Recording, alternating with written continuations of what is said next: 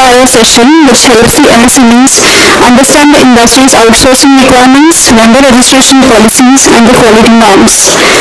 So, the first speaker today we have is Mr. Satyajit Patel, Deputy GM Supply Chain Management. L&T Precision Engineering Systems. Sir, over to you.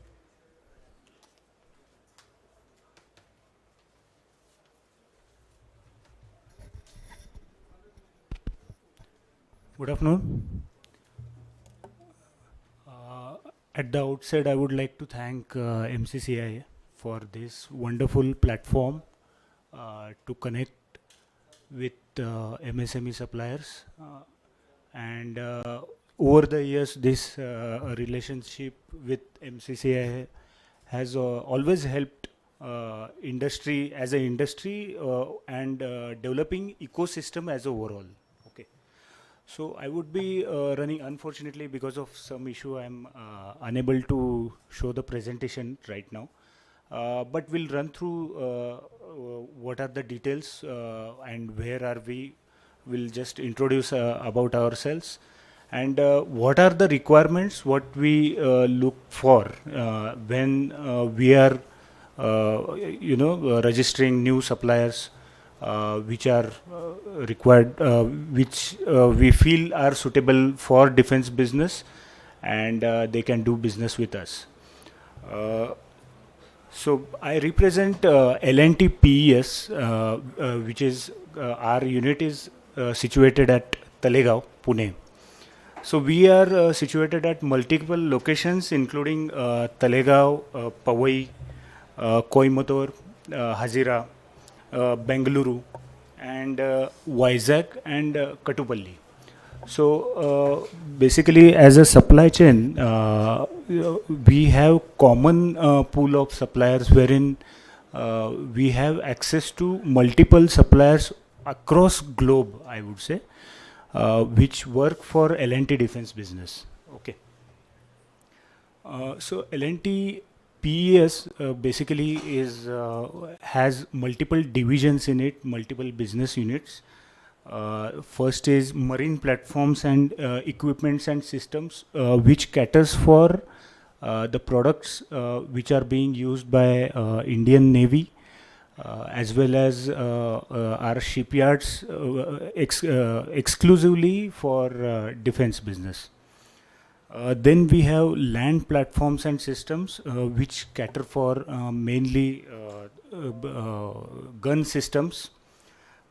Then advanced engineering and land systems which cater for launching systems, bridging systems, and various other engineering systems. Mainly our customer for these type of requirements are MOD, directly Ministry of Defense, or DRDO labs. Also, we have a separate unit for our electronic products, basically which is being manufactured at our Bengaluru facility.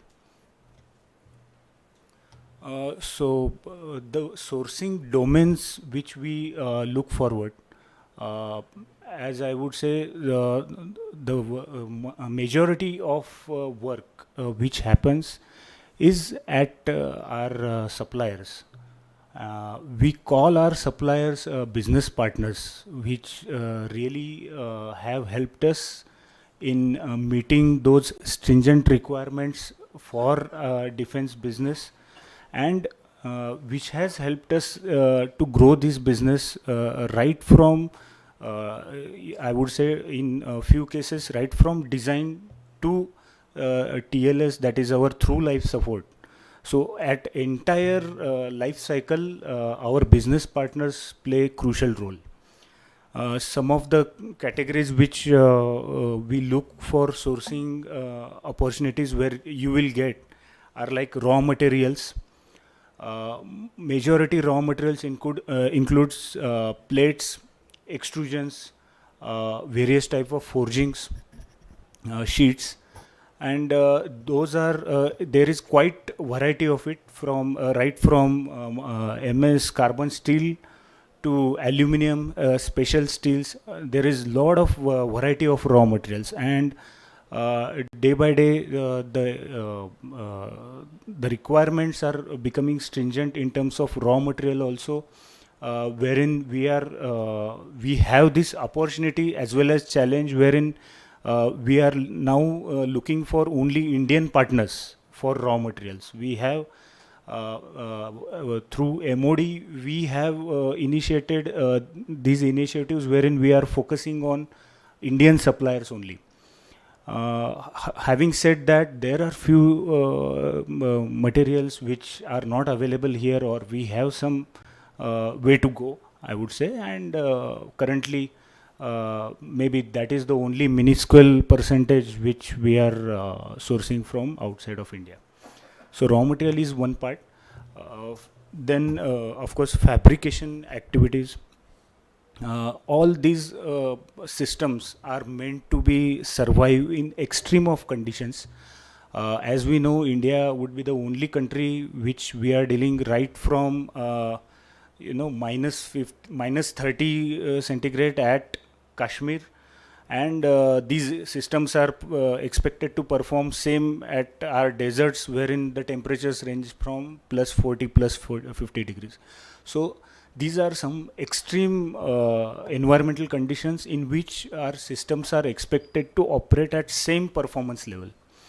So that's why there are stringent requirements which all the systems as well as subsystems, components which should qualify for this.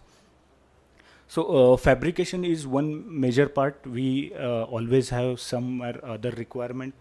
Then machining of these structures, because these structures are required to meet those precision accuracy requirements during the field trials, and for that machining activities are also involved.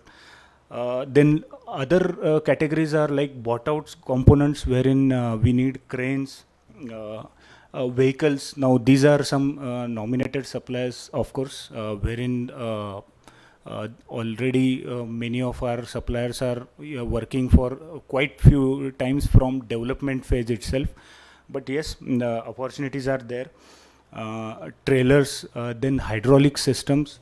That is one major challenge we always have, because every project, every system, every variety has got different requirements, and that's why even hydraulics we need to cater a lot of variety. Then other bought outs include springs, fasteners. Always they say these are like C class item, C category item, but in our case we face multiple challenges in proving these type of components also.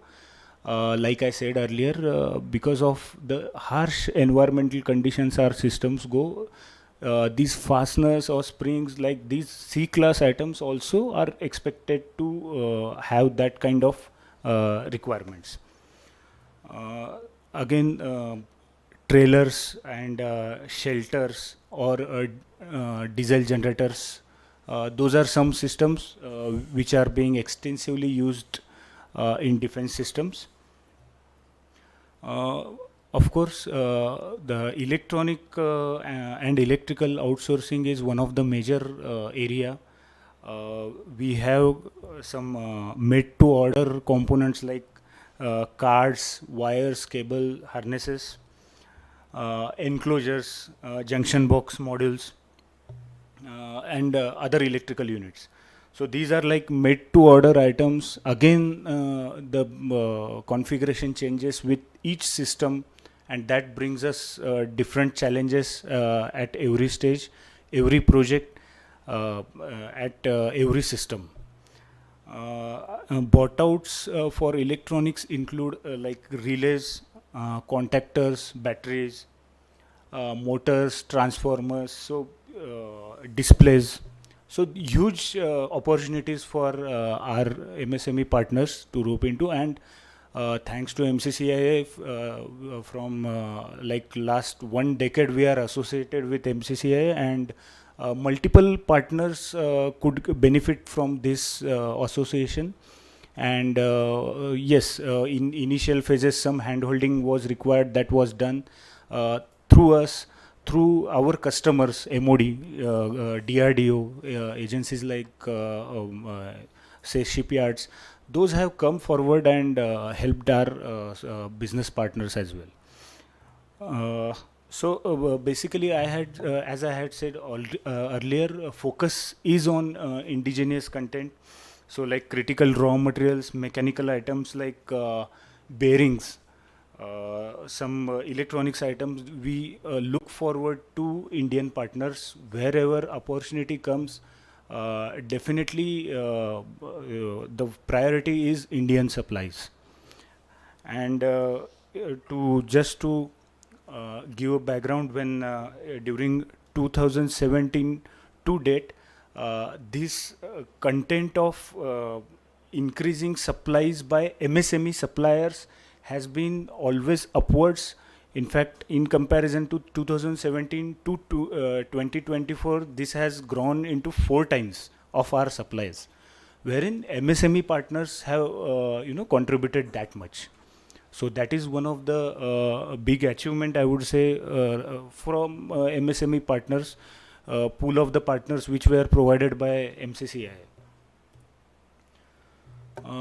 Few indigenization initiatives which we took, wherein earlier we used to source the material from foreign suppliers, like K9 Vajra is the example, which more than 100 systems we have delivered to MOD before time, and just for a few systems, first few 10 to 15 systems, we used to import lot of the material. However, focus in indigenization and lot of development work had happened, and multiple systems now are indigenized. Now, when we will be shortly, we are awaiting a repeat order of the same K9 Vajra, and it would be again a lot of indigenization content is going into that, which will help ecosystem as a whole. A few components like camouflage net or cable reels, which were critical components, we were really dependent on some foreign suppliers from US or Europe. We were disrupted by after COVID, and as a supply chain, we had lot of problems dealing with those. However, later when we developed these partners, now I'm happy to say now we have completely stopped those sourcing of those components from outside of India. So we are sourcing it, dedicatedly from Indian partners, which were developed through us. Yeah. So one of the example again K9 was one of the success story. After that, we had a few orders in BLT bridging systems. These are the bridging systems used by our army, which is mounted on the tank basically, and this is made of high-speed steels like Veldox, and these bridges are completely manufactured at more than 130 bridges were manufactured at our Talegaon facility, and happy to say more than 80% components were sourced in the radius of 100 kilometer of Talegaon. So that was one of the major programs. These like mainly forgings, fabrication suppliers, then machining suppliers, surface treatment suppliers, so bought out items. So multiple partners were developed for that program.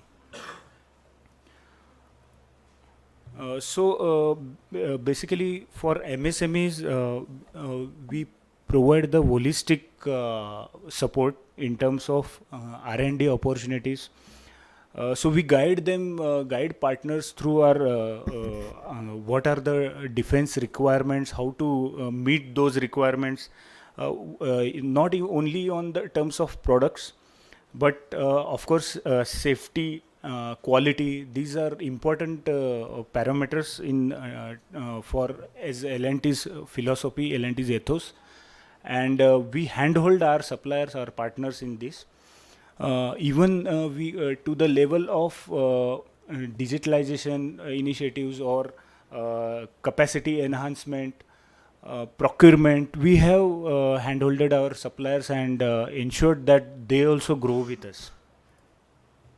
So multiple EHS meets happen regularly with our registered partners, which help them to improve on their EHS standards. Business partner meet wherein critical requirements are shared with our tier 1 or registered suppliers, and not only tier 1 but MSME partners who form critical suppliers. Those are invited to our facilities, and there is business partner meet wherein we convey our requirements, we listen to your feedback. Okay, and that's how it is being continued for quite some time now. So now, when we come back to what are our requirements, or what are parameters which we look for when we enroll a new business partner, this might some of you might find repetitive who have already attended L&T's session. But these are some important parameters we are, wherein critically are being evaluated at during our evaluation phase right before registering you. So management administration, manufacturing processes and quality systems, financial strength, stability, capacity and resources, and environmental health and safety. These are like pillars which we look forward, wherein these basics are required to be met. Coming back to the digital platforms, now a lot of focus is on digitalization, wherein multiple processes in terms of our partners or supply chain are digitalized. Even onboarding of business partners is completely digitalized process, wherein all the requisite documents you have to upload on the web-based platform, which will be evaluated by our cross-functional team. Based on those, cross-functional team will visit for evaluation at your place, and further activities will be taken care of. Supplier exchange is our new initiative. Already the process is in place, the softwares are developed, wherein the complete inquiry to award of PO, that complete cycle is being taken care by digitalized web platform, and completely secured platform, wherein information security is of prime importance, and email exchange is being reduced drastically. Also, day-to-day business activities like invoicing or payments, which are really important activities for MSME suppliers as well as other suppliers, we have web-based platform wherein you need not each day follow up with us or buyers or any other L&T people, wherein you will get all the information in our web-based platforms. At searcher, you will get a secured login password, and at any stage you can check what are the status of your payments and other things.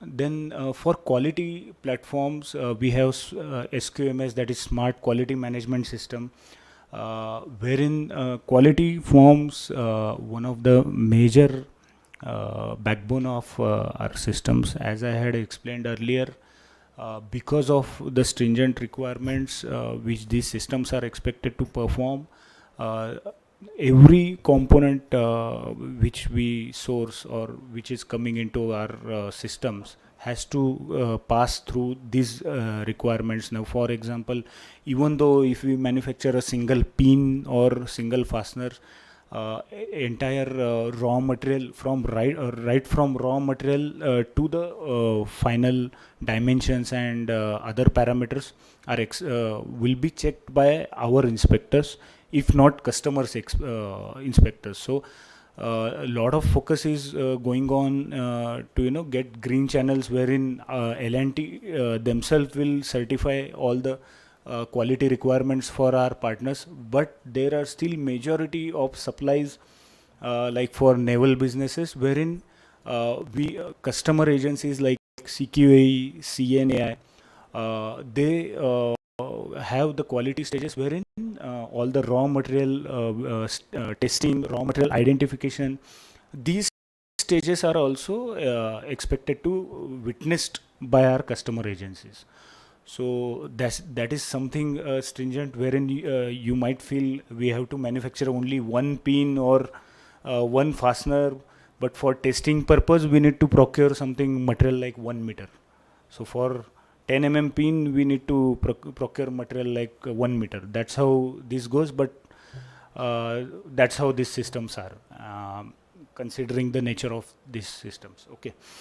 So we have dedicated platform for our quality management system, that is a smart quality management system, wherein when inspection stage is your component is ready to offer for our inspection, you are required to put the inspection call in the system, and our dedicated network of third party inspectors, which are third party, however, are directly reporting to our quality department.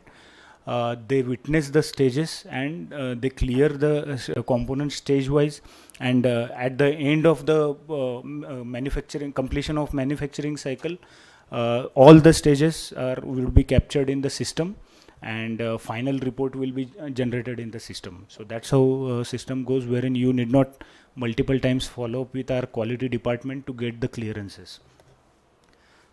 So multiple dashboards also are there for understanding the what are the business scenarios currently, what are the how is the quality control requirements, where are the inspection calls pending, or so multiple dashboards are there. We are being used by all the buyers as well as our inspectors, and definitely onus is on industry as well, wherein a lot of hand holding is being done, like companies like us, or even customers, our customers, MOD, or for that matter DRDO labs. The industry has to come up to that level wherein we can say to our customers that yes, these are the partners wherein we will not need to go to witness the inspection stages.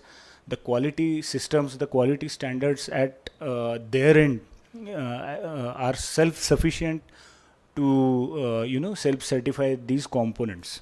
So that is what expectation we always keep when we register our partners. Yes, a lot of handholding will always be done at entire stages, but currently looking at the volumes when we started at 2014 to coming to 2024, we have grown substantially, as well as our current business supply chain has grown, and any new partner coming up has to match that level of quality systems as well as other requirements. Okay, so that's it from my side. I will give my contact details anyway later, but if any queries and questions, I'm ready to answer. Yeah.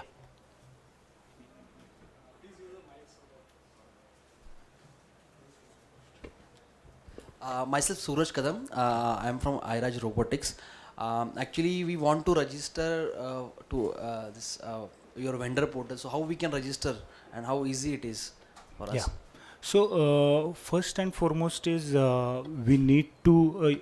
I will right now. These are the platforms wherein you get the opportunity, to directly interact with us. I would be giving email ID.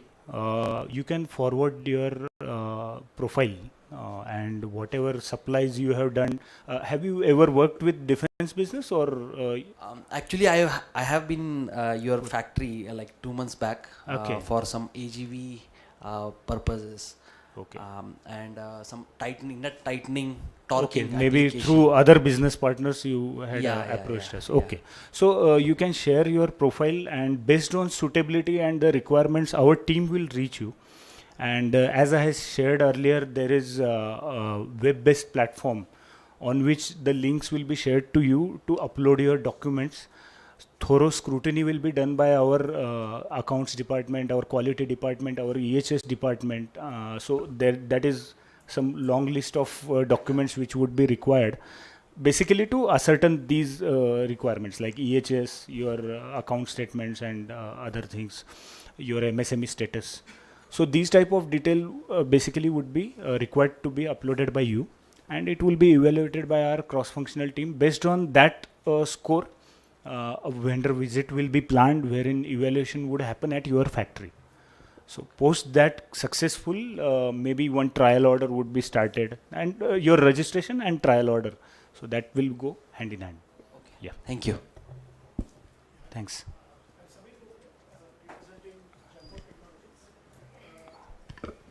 Yes, sir. Critical communication systems, Okay. mainly used in the smart cities or seaports, airports, or even defense systems like police headquarters, etc. Okay. So we have the OEMs as a like partners in US and UK, but we do the customization and all the support services, deployments, etc. in India. Some of the deployments we have done are for Indian Navy, also some Gujarat Police, etc.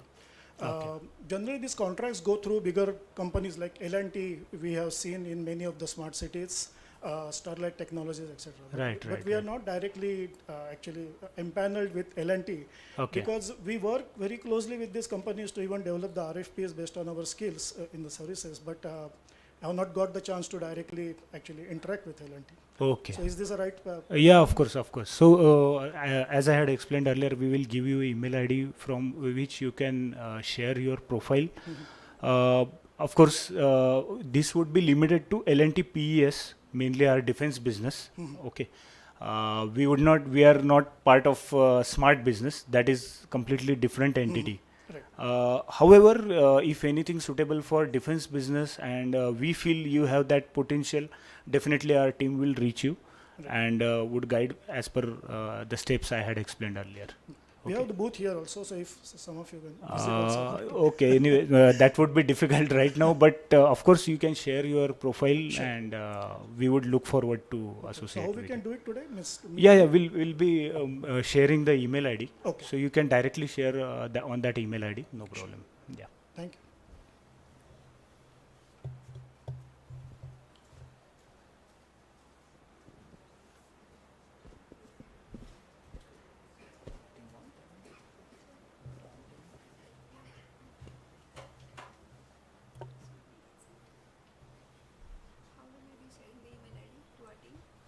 Actually, I have one slide, but maybe if I can write here. Sorry? So we have everybody's contact details. I think those were registered, so we can share it over. Yeah, that's okay. Or you can just note down if you want. That is, yeah. Unfortunately, the presentation is not working, but my mail ID is satyajit.patil, SATYAJIT dot Patil, PATIL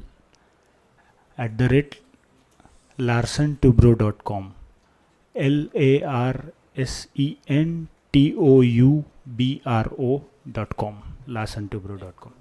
Yeah, that's all.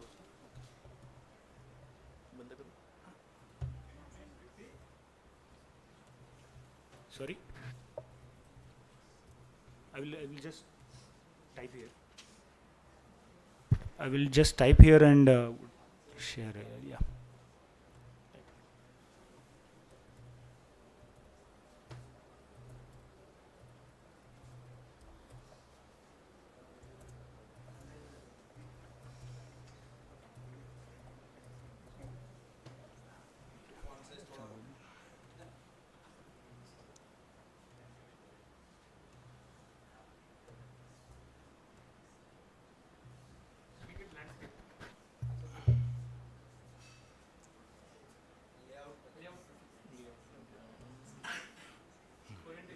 Orientation. Yeah, I hope this is visible now. Okay. Sorry for this technical glitch, but anyway, at MCCI we have contacts with all the MCCI organizers, and it's always pleasure to interact with new partners. We definitely at every event we get multiple partners, multiple opportunities. Sometimes it happens that the requirements, profiles are being shared, but those requirements which we have are not met. That's why sometimes we do not contact you further. However, I suggest if you do not get response, also share your updated profiles. I mean, when you have the email ID, and if not this month, maybe a couple of months down the line or 6 months down the line, if you have new capacities, if you have something new technologies, you can always reach to us, so that will help us maybe to bridge that gap. Okay, if no more questions then, or any other.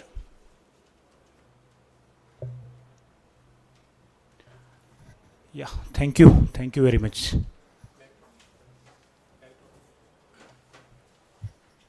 Thank you so much, Mr. Patil, for highlighting the opportunities that the MSMEs have at L&T PES, as well as shedding light on their procurement policies. I request Mr. Prashant Zogwekar to please felicitate Mr. Patil. Prashant Zogwekar, Director, MCCI.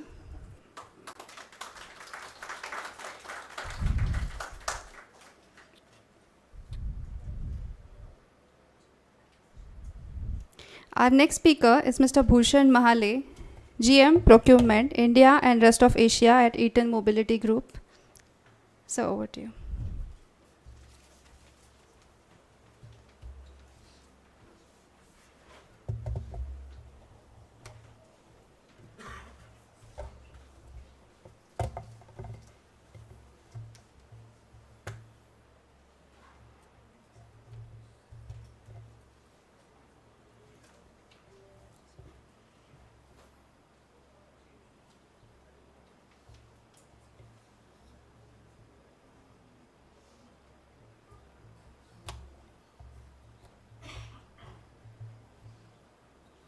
तिथे दिसेल का actually काय होतं तिकडे तो reflection म्हणतो त्याचं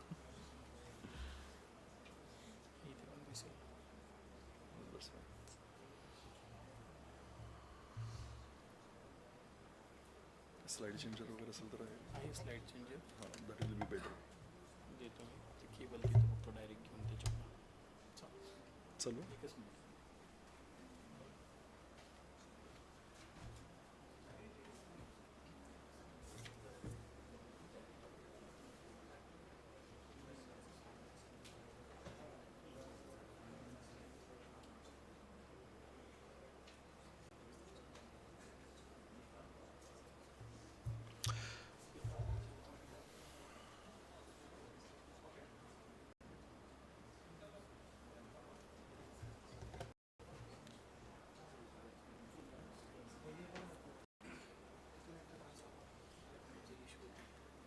नाही इथे वर्क होत आहे पण तो बेसिकली ऑडियन्सला कसं दिसतो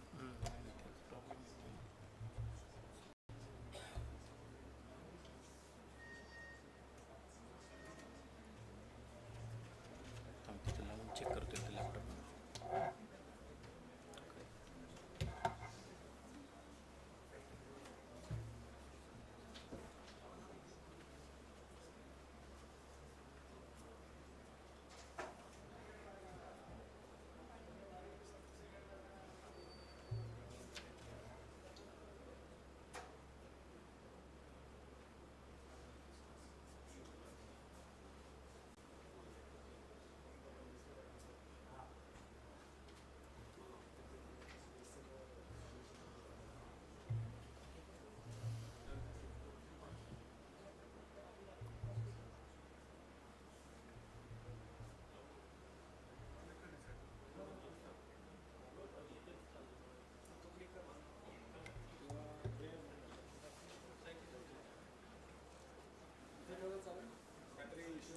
नाही काय हरकत नाही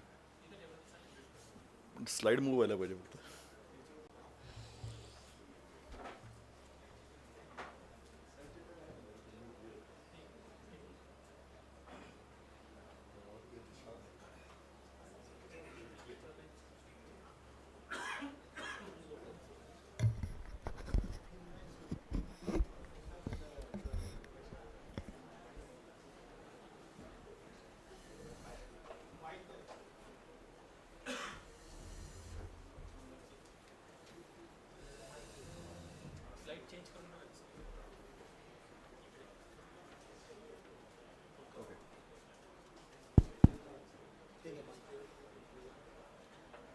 No, I think this should be fine, I believe.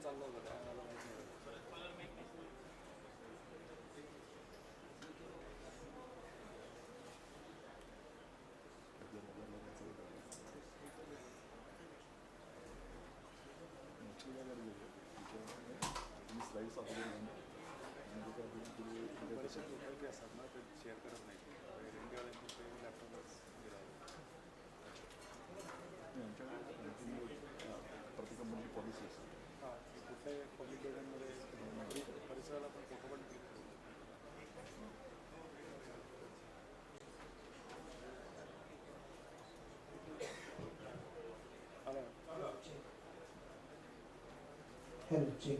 Hello.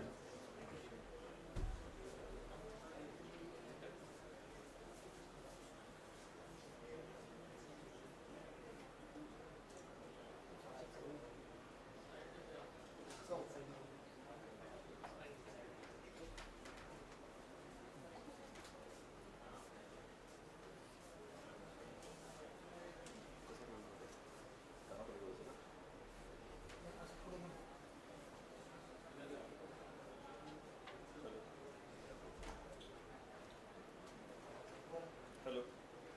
Hello. Hello. Hello. Hello.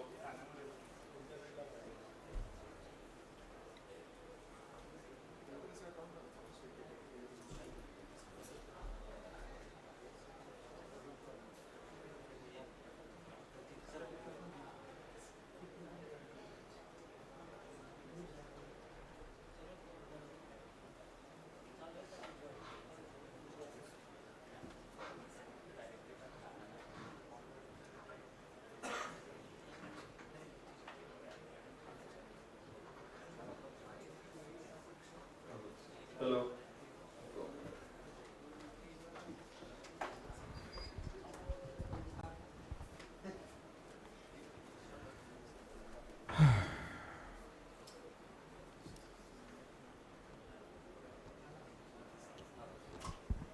नाही आलं ना इकडे पण आलं आय कॅन सी पण आता इथे नाही इकडचं घेतं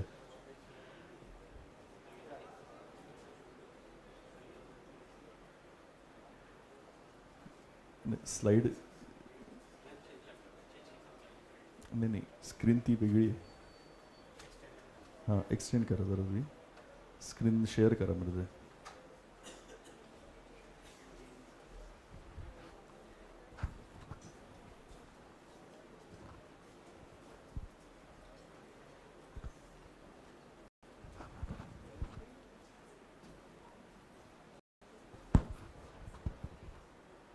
duplicate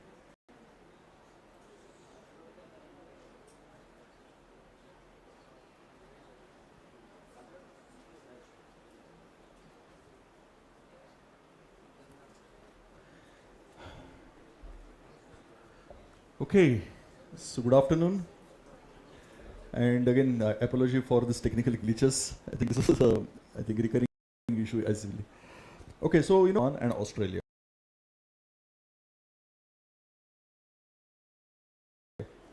and then we also have a plan about the MSME. I mean, what MSME needs to do, from the global opportunities, or working with a MNCs. So what are the new expectations? What are the new trends? And what care that MSME needs to do? That I will explain you. So, how many of you know about Eaton? Just heard the name. Okay, great. So I think roughly about 20-25% people know about Eaton. Okay, so I will just spend some time on Eaton. So Eaton is American multinational company, very old company, listed in 1911, but we are basically into the power management systems. Okay.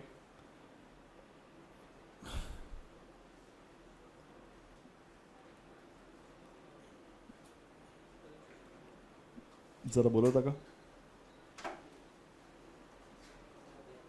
नाही screen extend करावी लागेल त्यांना.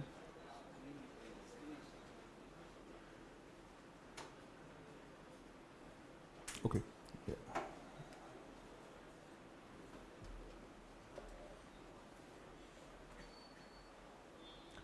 इथे जरा जा या इकडे display सेटिंगमध्ये.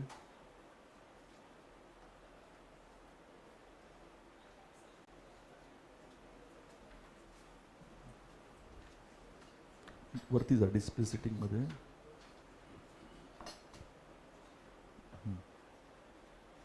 Duplicate.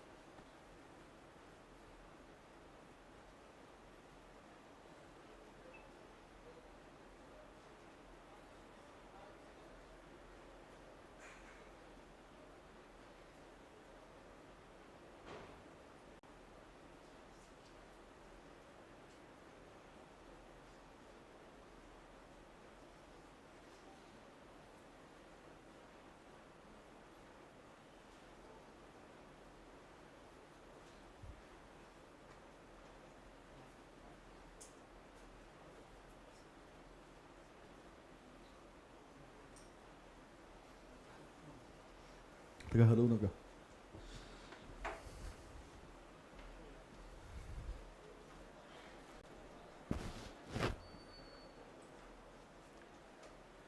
Okay, so once again, sorry for that. So our vision is to improve the quality of life and environment through power management technologies and solution. Okay, that's the vision that was set. So Eaton is basically a name of a gentleman, the gentleman who founded this company. Okay, the name of the person who founded his name was Joe Eaton. Okay, so he started that company, and that's how the name of the company has become Eaton. Okay, so our headquarter earlier it used to be in US. Okay, but now we have shifted our headquarter to Dublin, Ireland. Okay, this, as I mentioned, this was listed in New York Stock Exchange. We are one of the few companies who have completed 100 years of listing. Okay, in New York Stock Exchange. Our key location, one is obviously in US, second one is in Sao Paulo, Brazil, in India at Pune, then our Shanghai, and then obviously in Europe. Total, we are doing a business in 175 countries. Okay, and then we have total all put together 86,000 employees, and our sales revenue last year 2023 was $23.2 billion. So that's where we are. Okay. About our business split. So we are divided into two categories or two pillars, two verticals. One is industrial and the second one is the electrical. So in industrial there are again two segments or three segments I will say. The one is aerospace industry, the second one is mobility, and the third one is the e-mobility. In mobility, basically we don't make cars, okay, but we are the tier 1 suppliers to heavy commercial vehicles and passenger car OE manufacturers. Then we are also into e-mobility. So again, we don't make any cars, but we are basically tier 1 suppliers to most of the electric vehicle players in the world. We don't have still good presence in e-mobility in India. In electrical, in fact, that is almost about 65% of the total company's revenue. And it basically we make the UPS. We also make various power surge protection equipments. Just to tell you about our UPS. Okay, the new Sansad Bhavan, the assembly building that we had, that is backed up by Eaton UPS. We all know that our Aadhaar card, right? So the Aadhaar card is basically, there is the backups, the servers of of Aadhaar card. Those are backed up by Eaton UPS. Okay. Now the Delhi airport, that is also backed up by Eaton UPS. Now tomorrow we are going to celebrate the anniversary of the first anniversary of Chandrayaan. Okay. So the sensors, some of the sensors that were used in that particular Chandrayaan, those were actually manufactured in our Eaton facility in Coimbatore. That is our aerospace facility. Okay, so perhaps not many of the people may knowing about this particular interesting things, but that's where we are. Okay. So our market segment I talked about, we are into electrical, we are into the data centers. So the data centers which I talked about, for our, so new Samsad Bhavan or, the Aadhaar card, the data centers, those are backed up by Eaton. We are into the industrial facility, mobility, then, machinery. So that is all about our electrical. And when it comes to vehicle and mobility, we are into passenger and the commercial vehicles. And in aerospace, again, we are into defense and the normal commercial vehicles. So totally we are having 225 production locations globally, and we have a presence in 36 countries. So it's a very diversified company, having a presence globally. As I mentioned, we are doing business in 175 countries. So just a brief history of Eaton. So as I mentioned, we started in the early 90s, or not early 90s, in fact in 18th century we started by Joe Eaton. Okay, and we were basically into the axle manufacturing company. Okay, the axle which are being used in heavy commercial vehicles, we used to make those particular axles. So that was our main business that time. Many of you may not be knowing that, and then we moved from this axle manufacturing company to the diversified company. So we actually acquired hydraulics divisions, okay, from Vickers Perry or from Aeroquip, and then we got into the hydraulic business. So from automotive company, we became a diversified industrial. From diversified industrial, we become power management company. And from power management, we are claiming that we are intelligent power management company. So that's how the transition has happened. As I mentioned, one interesting fact, now all of us, we are using the cars, and these cars are equipped with airbags, right? So the airbags was the invention of Eaton. Okay, so that technology was invented by Eaton. However, we sold that particular technology division to I don't know to whom we sold that time. But, that was a wrong decision, but maybe, the management took decision that time. But, that invention, the gift to mankind of, these airbags, which is saving millions of lives, that was the invention done by Eaton. Okay, so key locations. So as I mentioned, we are having our head office in Dublin, Ireland. Then we are also having our head office in Cleveland, Ohio. That used to be our main head office, but then we moved to Europe. Then we also have a location in Brazil, that is Sao Paulo, Shanghai. These are our headquarters, and our regional headquarters in India is in Pune. Okay. So the sales number is basically the $19.6 billion, which is mentioned, that was for 2022, but for 2023 we were at $23.2 billion. Our chairman is Craig Arnold. Prior to Craig Arnold, there was Sandy Cutler, and from January onward, May onwards, we will have a new person, who is replacing, the Craig Arnold. Okay, so the announcement is already there. Okay, so you will get that particular public, it will get published, on various platforms. So okay, so let us come about, the presence in India. Okay, so in India, we have got 7 manufacturing facilities. Okay. We have got 3 manufacturing facilities here in Pune. One is at Ranjangaon. Okay, in Ranjangaon we actually manufacture the transmissions for heavy commercial vehicles. So these are 6-speed transmissions, 9-speed transmissions, 4-speed transmissions, clutches. This is what we manufacture at Ranjangaon. We also make the gears and shafts in Ranjangaon. And we have another facility in Ahmednagar where we actually manufacture engine walls and wall actuations. So we predominantly manufacturing about 16 lakhs walls per month roughly, and about 5 to 6 lakhs of wall actuation components in our Nagar. Very automated, very sophisticated plant that we are having in Nagar. We have one manufacturing facility at Hinjewadi where we actually make the filters, industrial filters. We have 2 manufacturing facilities of electrical. One is in Chennai and second one is at Pondicherry. We have got 2 manufacturing facilities of aerospace. One is in Coimbatore. The example which I gave about the sensors, so those were actually manufactured, in the Coimbatore. And then we are also having one manufacturing facility of aerospace in Bangalore. So that's how our manufacturing footprints are. Also, we are having our Pune, India head office in Pune, that is in Kharadi. We also having a state-of-art test laboratory at Magarpatta, and we also have our shared services. So that shared services are giving support for marketing, for finance, and for supply chain globally. Almost 600 people are working, supply chain professionals are working in shared services in our facility. So that's how we are located. In India, we are having about 5,400 people, and we are also having about 450 distributors and channels. So that's how we are located. I talked about the truck and the automotive business. Okay, so as I mentioned, it's a greenfield facility in Ranjangaon MIDC, and our key products are 6-speed, 9-speed transmissions, and we supply to heavy commercial vehicles. So these are some of the pictures, okay, of what we manufacture in Ranjangaon.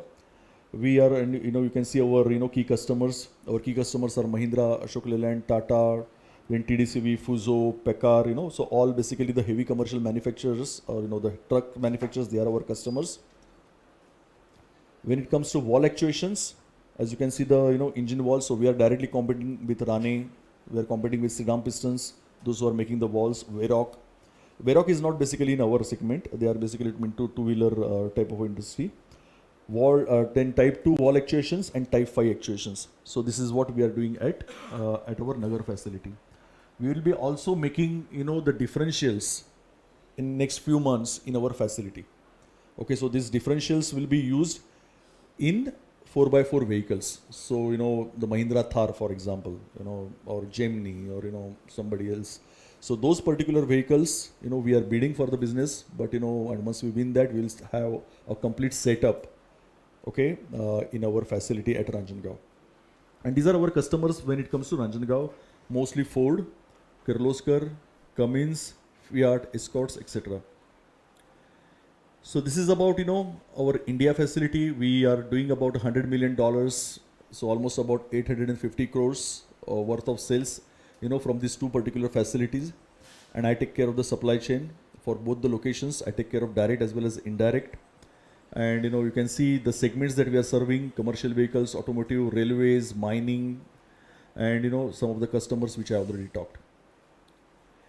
Okay, so we are also dependent on export as well, on export market. So you can see the green color is basically the locations that basically where we are exporting from our Nagar facility, and the orange color is basically the locations where we are exporting from our Ranjangaon facility.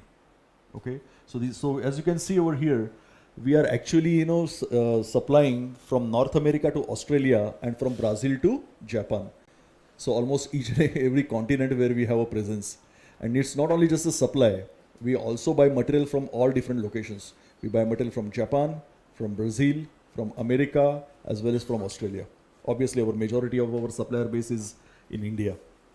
So it's a very complex business, that was I was telling, because this is basically driven by various dynamics, geopolitical situations, this whenever something happens in Israel, or any type of issues, geopolitical situations, tornadoes, natural calamities, the business tend to get disturbed.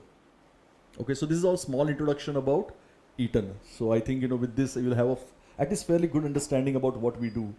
Okay, so with that I will start with the today's main session about the MSME. What are the opportunities for MSME? What MSMEs need to do to get into these big names? Okay. MSME is again, it's very important, for our country. Okay, they are, I think, working as a backbone, for our country from the economy perspective. So this is what we buy. Okay, I'm representing this data. I'm showing this data only for mobility group. So our biggest spend is coming, obviously, is the mechanical industry. So our biggest spend is coming from castings, coming from forgings, mechanical components, machine components, turn parts. Okay, so these are where we have got our requirements. Castings, again, ferrous castings, non-ferrous castings, aluminum castings. This is where this is what we buy.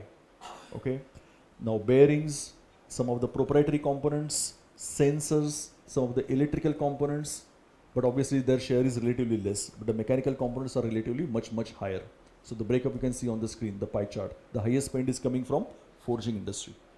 Okay, and then the aluminum, ferrous casting and a non-ferrous, because these transmission cases, they are either made of our 9-speed transmission case is made of aluminum, and our 6-speed transmission is made up of gray iron. So obviously our spend is coming from this. Majority of our spend is coming from these categories. So as I mentioned, ferrous castings, aluminum castings, forgings, and machine and the precision components, and obviously proprietary bearings, gaskets, seals, hardware, tons of parts.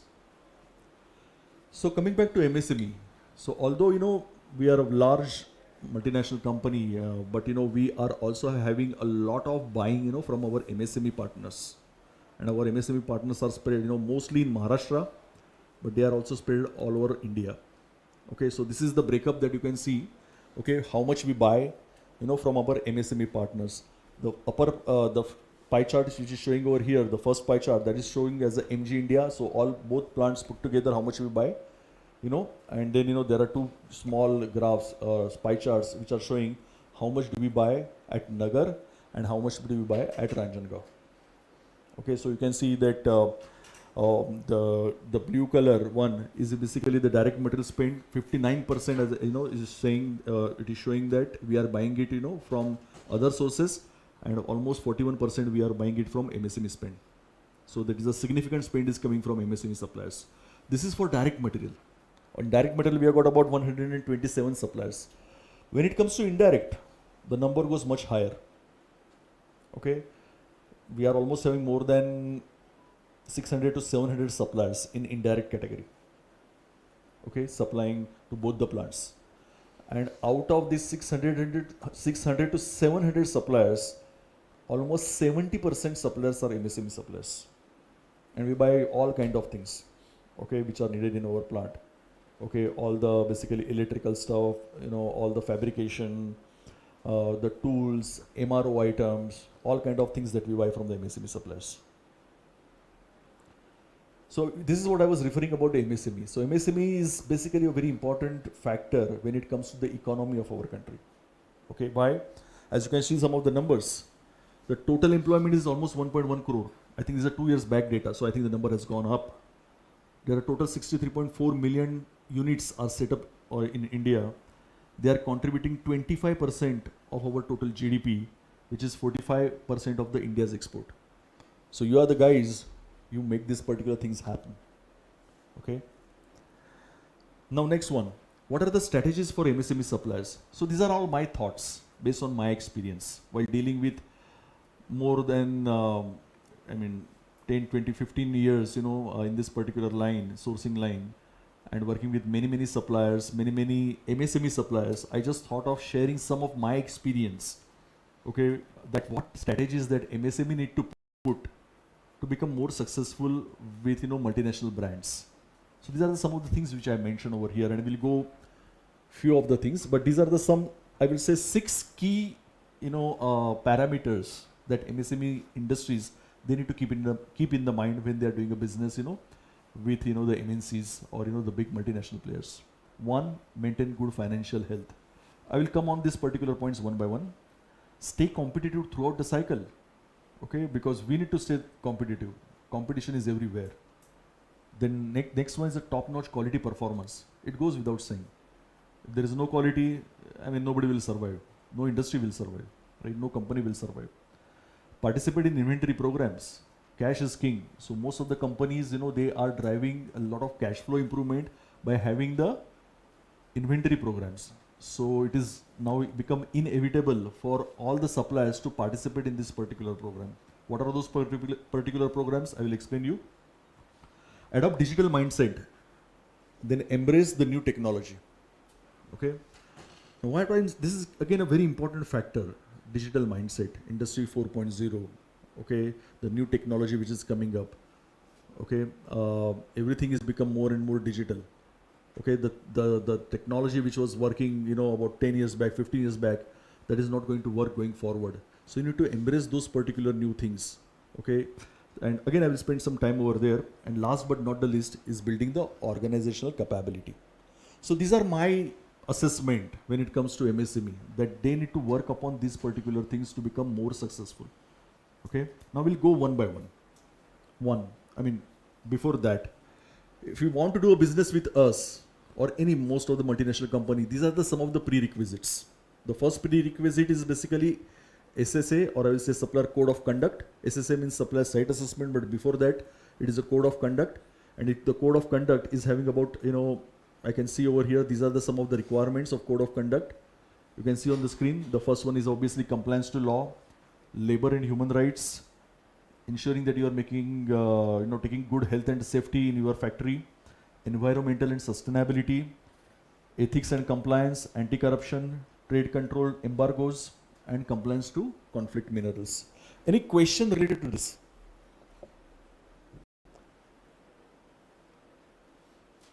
Anybody knows about the embargoes and all those things? I think most of the companies, most of you know it, right?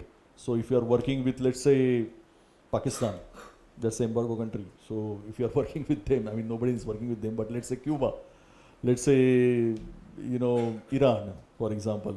Okay, so if you are working with them, then it will become a problem to work with any American company.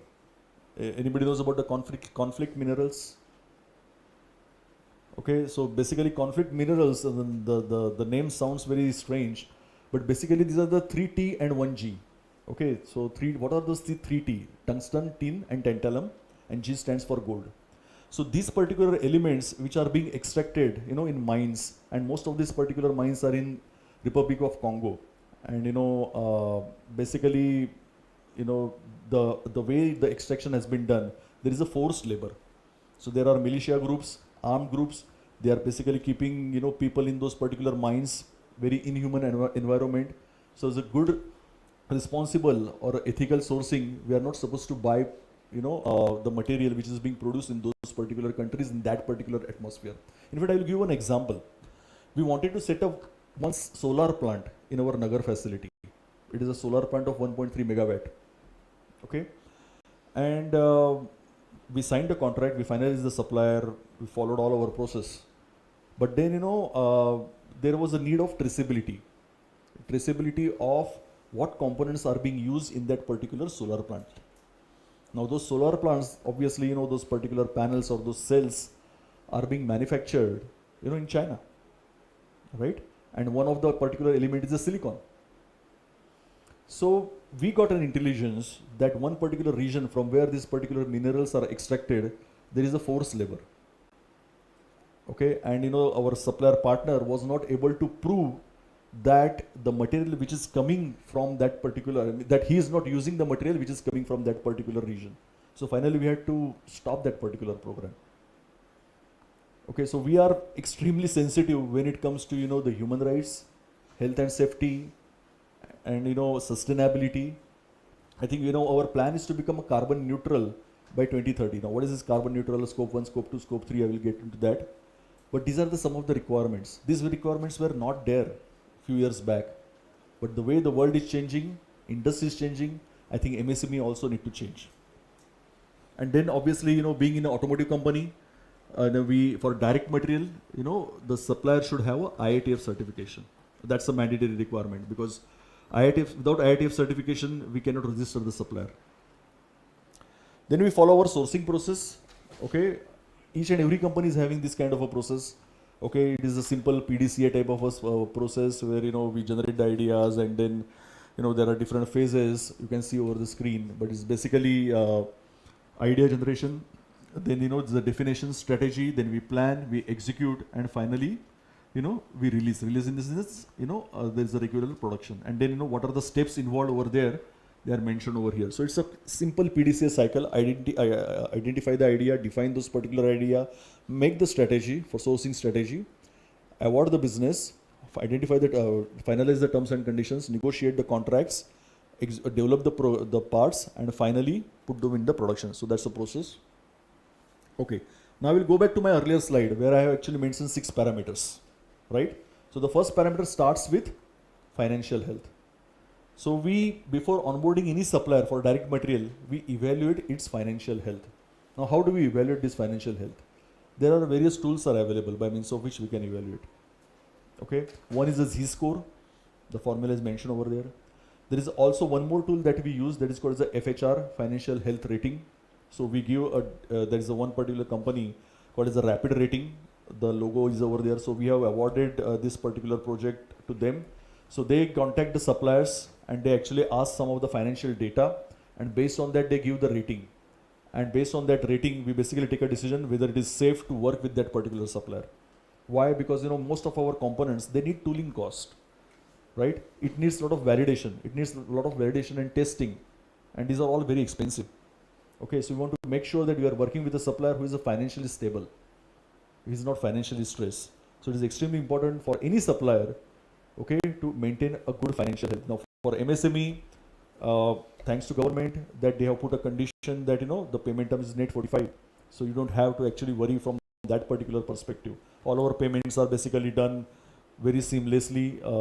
In fact, every week we actually release the payment to MSME suppliers.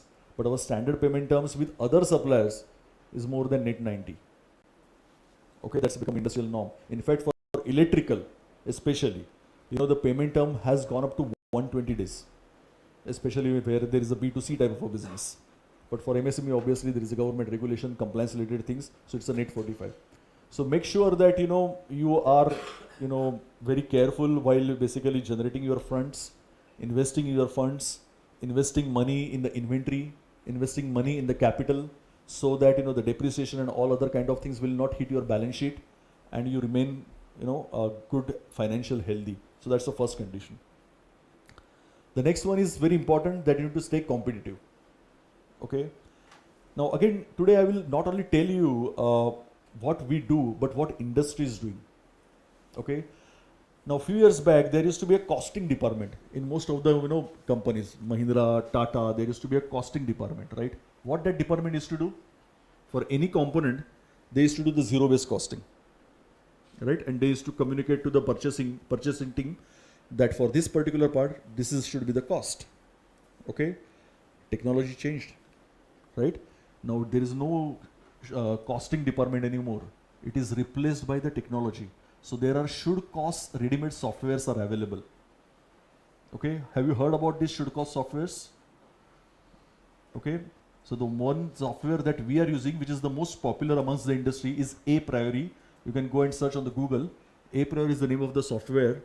Okay, and that particular software, it's like you need to feed that particular the drawing, and then from that particular drawing, it actually generates its process flow. They need to decide what is the material. You need to decide which country you are living. You need to tell what is the rate of the raw material that you are buying, and then it gives you that if you follow this particular process, what should be the cost. If you follow the alternate process, what should be the cost. So that gives me the data, and then it also tells me how to optimize that particular cost. Now just imagine if I have that particular data, it gives me a big leverage while negotiating with the suppliers.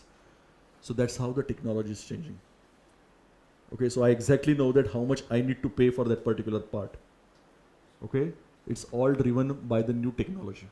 So we are having the A Priori, but there are many other softwares are available in the market, and the companies like Honeywell, for example, they are using this kind of a technology for their should cost model. In fact, Tata Motors, they are also using the should cost models. I don't know what software they're using, but they are using this kind of a thing. So it is important for MSM industries to stay very competitive, okay, because each and every parameter of the cost is being monitored. So obviously, ways of doing it, I think I would recommend that you should join this particular cluster program of MSME cluster programs. I think MCCI is also having this kind of a things, because they will tell you many things. They will educate you how you can cut down the cost. Okay, there are different lean tools are available by means of which you can run actually your factory more efficiently. Now I will tell you our case study. In our Ranjangaon, obviously it's a cyclic business. Okay, truck industry is a cyclic industry. Why? Because the commercial vehicles, the trucks that we are producing, those are being used mostly in a mining. And mining typically, there is no mining during the rainy season. So rainy season is typically a season where it's a sluggish period for us. Okay, so what we do, that we complete our production, okay, in let's say 20 days, and we actually don't run our plant. We save the money. Okay. Now few years back, okay, for the same scale of production, we used to run our plant for 30 days. Now using all the lean tools, new automations, we could achieve higher production with less number of days. And that extra capacity is available for us to set up the new product lines. So sometime back I told you that we are getting into differential cases, okay, in the same setup because of this. So we have optimized our space, we have optimized our cycle times, okay, and we have made the capacity available. Okay, so some of the things, I mean, you must be knowing, okay, the tools like a value stream mapping, lean tools, these are extremely important. Okay, we follow it very rigorously. In fact, in our plant, there is a CI manager. CI manager means continuous improvement manager. So it is his deliverable that he needs to find out what are the bottlenecks, and then he needs to work on those particular bottlenecks and de-bottleneck those issues. Be it a cycle time, be it a rejection, rework, scrap, all those kind of things. That is his deliverable, to make sure that, he addresses those particular issues. So it is very important that you also, learn these particular tools, and there are forums available. MCCI is also, will offer you a forum. In fact, cluster program of MSME, that will also offer you, this particular type of programs where you can run your operations more effectively, more efficiently, which will give the saving to your company. Quality. This is one example I thought of sharing with you. So this, I have shown the diagram of how we actually manufacture our engine valve. Okay. So those, we buy it basically from bars. We buy it from Starwire, a company in North India. We cut it, do the heat treatment, do the forging, machining, grinding. Again, there is a heat treatment, final grinding, plating, etc. that we do. The valve is produced. Then it goes to, our customer. Then our customer has to basically make that engine, and then, that engine is fitted into truck, and then it is sold. So that's how we actually produce, this entire value chain happens. So for us, let's say for Starwire, it is just a bar of 150 or 170 rupees per kilo. Okay, for us, it is a wall, maybe 300, 400 rupees for a wall. But if it goes beyond than that, then it becomes an engine, which may cost about few lakhs. Okay, 3-4 lakh rupees. Okay, and when it is built into truck, then it will become 16, 18, 20 lakh rupees of trucks. And when it goes to the customer, then for him it is a lifeline. Because if his truck stops, his revenue stops. Okay, so any defect that happens in valve manufacturing, just imagine what will happen. You have to open the engine, the transmission will, the truck will stop, and just imagine, the frustration of that particular customer. Okay, if his truck stops, he will lose his revenue. Okay, he will have to pay for the maintenance and repairs. Okay, and next time he will not be our potential customer. So quality is extremely important, and I'm proud to say that we are ruthless when it comes to quality. Okay, because if we don't remain ruthless, we will not be able to sustain for so many years. We are very much proud of our own brand. Okay, so this is our process for quality. We do the SSA, supplier site assessment. You can see that particular diagram. Then it's done virtually. Then it is done actually on site. Once the on site, our supplier quality engineer, he goes over there and he does the assessment. We have got a big checklist where he actually monitors each and everything. Okay, what supplier is having. Then we do the feasibility study, whether the supplier has actually understood the specifications, if there are any concerns, any issues, those are being discussed, those are being addressed. So once the feasibility is done, then only, and the commercial terms are finalized, then the business is awarded, PPAP is done. After the PPAP, supplier audits are done, and then the supplier performance is being monitored. So that's how the quality cycles works in Eaton. And this is again a standard cycle or standard process for most of the companies. Okay. Now what are the challenges? Challenges means DPPM, defective parts per million. We are currently working at 6 DPPM. It's a world-class number. It's a world-class number. So obviously this number has not come just like that. A lot of blood and sweat we have shed, to reach to this particular level. It's a Six Sigma level. And that's the reason, we are saying that we are ruthless. our DMR charges are $500. So if we come across any defective for which our line stops or something happens, we debit $500 to the supplier. Okay. We have our Kong policy. So suppose sorting needs to be done, then the cost of that particular sorting, we also debit to our suppliers. We also do SSA and audits very, very thoroughly. So these are the challenges, but what are the benefits? Okay. We give a lot of training to suppliers. Okay, we make sure that those are trained on our policies, processes. We conduct the value stream mapping at our suppliers end. We help them to solve their quality problems. We help them to educate on the new technologies. We offer them a lot of opportunities for those suppliers who are actually delivering the good quality and the good delivery performance. And obviously we recognize them. In fact, today we are having a supplier conference at our Cleveland office, and we'll be recognizing some of the suppliers. Last year, 6 Indian suppliers were recognized globally. Okay, and once we select the suppliers, typically the relationship lasts forever, because once the supplier is selected for one particular site, then the doors are open for all the sites of Eaton, not only for India, for global. So our criteria is tough, but those who get into that, okay, they basically stay forever with us. Some of the example I will tell you is a Starware, who was working with us. We started a business just $1 or $2 million. Now they are doing a business of $19 million with us. And we have got many success stories like that. Inventory programs. This is again a very important thing. Okay. So MSME suppliers, they have to actually, I would say that they should participate along with the customers on inventory programs. Now, most of the cases, now the customers, they are having their EDI, electronic data interface. So, you need to go on that particular website, see what is the schedule, and accordingly you need to do your planning. Again, I'm telling you that the situation is changing, right? Many years back, the buyer used to give you the schedule, right? We still give schedule, but eventually, we'll stop doing that practice. We will give you an access of our website to our tools, and on that particular access, one needs to go and he needs to see what is the schedule, and accordingly he has to basically start making those particular parts and communicate to the buyer that, okay, I'm seeing this particular schedule. Based on that, I'm going to produce this many parts, and this is how I'm going to deliver. So this is how the things are going to change. Okay, so this migration, is going to happen.